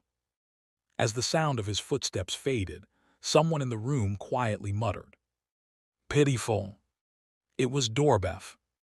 "Daniel Steiner, I truly pity you. I know you're kind, the ones who can only find purpose and joy in war." Dorbef's quiet murmur, now free from rage, echoed softly throughout the room. "I want to ask, what made you come to hate peace so much? What happened in your past that turned you into someone who lives for war?" If Daniel had heard him, the injustice of it would have made his blood boil, but everyone present nodded along to Dorbef's words. "Brigadier does seem to have a thing for war. Just look at that all-out war speech. He's an orphan, right? Did the Allied forces kill his parents or something?" Even the soldiers were thinking it. At the same time, General Staff Headquarters. Operational Conference Room, chaired by the Chief of the General Staff. "As you mentioned, the Republic's offensive is fierce, but not beyond what we can withstand. The 12th Infantry Division executed a strategic withdrawal of 6 kilometers from the first defensive line, but after reorganization, launched a counteroffensive and by 900 hours this morning, reclaimed the first line of defense." Chief of the General Staff, Armin fell into thought after hearing the report. Glancing down at the documents laid out on the table, Armin turned to the intelligence staff officer. "They say the Republic is using new model artillery. Has its firepower been assessed?" "Yes, sir. It's confirmed to be medium-caliber towed artillery. However, it is not particularly dangerous. Compared to the standard artillery used by our forces, it's inferior in performance. That said, the Republic seems to be focusing on quantity and continuous salvos, so caution is still advised." Hearing that, Armin nodded inwardly with a sense of relief. The situation may be somewhat disadvantageous, but we're absorbing the enemy's attacks without major losses. Considering that most wars begin with an intense bombardment, we may be able to hold out against the Republic's invasion after all. Thanks to anticipating the Republic's intervention and redistributing forces along the front, they had managed to hold the line. Now the problem is the Allied nations. For now, the Federation was watching from the sidelines. But if they changed their mind and declared their intent to enter the war, the Empire would be no more than a candle flickering in the wind. Which means we must do as Daniel Steiner suggested. They had to make the Empire's strength known to the world in order to prevent the war from escalating. The moment the other nations realize the Empire is struggling, they'll pounce without hesitation. At present, the best course of action was to demonstrate the Empire's military might, in any way possible. If Daniel Steiner succeeds in occupying Fenbark, it would undoubtedly serve as the cornerstone for halting the spread of war. Armin felt a pang of guilt at placing such a heavy burden on a young officer's shoulders, but the urgency of the situation left him no choice. Talented officers had to be pushed hard on the front lines. That was the most efficient use of their capabilities. Knock knock. Just as Armin was deep in thought over the Fenbark operation, a knock came at the door. Chief of the General Staff, liaison officer from the Intelligence Staff Office, I have an urgent report. A bulletin. Armin turned his eyes toward the door. Come in. With permission granted, the door opened and the liaison entered. Feeling the weight of the Chief of Staff and senior officers' eyes on him, the liaison momentarily stiffened, but quickly regained composure and saluted. Armin returned the salute, prompting the liaison to speak with a trembling voice. Forgive the interruption, sir. I'm here regarding Brigadier General Daniel Steiner. There was no need for apology. After all, Armin himself had given instructions to prioritize reports related to the Fenbark operation. If it concerns the Brigadier General, is it a request for reinforcements? If the enemy had deliberately engaged in a delaying tactic to await reinforcements, then even someone like Daniel Steiner would have faced significant difficulty. But the liaison delivered an entirely unexpected answer. No, sir. According to a report just received, Brigadier General Daniel Steiner has successfully occupied Fenbark. I've come to relay this news to you immediately. It left him speechless. He occupied Fenbark. The staff officers in the room also stared at the liaison in disbelief. Everyone had assumed it would take at least a month to occupy Fenbark, and yet Daniel Steiner had sent word of its fall in less than 2 weeks. Of course they were stunned. After a brief silence, Armin finally spoke. That is welcome news indeed. What are the casualty numbers from the engagement? According to the materials sent by the brigade, 2 enemy battalions suffered near total destruction. Meanwhile, estimated losses on our side. The liaison seemed as if he could barely believe it himself. Are limited to 4 killed in action and 9 wounded. The conference room erupted with murmurs. Those numbers are absurd. Is this some kind of inflated after-action report? Even for Brigadier General Daniel Steiner. He engaged enemy forces at regimental strength, didn't he? And he was on the offensive, not defending. How in the world? The staff officers reacted as if they'd heard something utterly impossible, denying the reality before them. Under normal circumstances, Armin would have scolded them and praised Daniel Steiner's accomplishment, but in this moment, he couldn't help sharing in their disbelief. Liaison, just to be sure. Armin wore an uncharacteristically baffled expression. You're not playing some kind of joke on me, are you? That was how shocking Daniel Steiner's achievement truly was.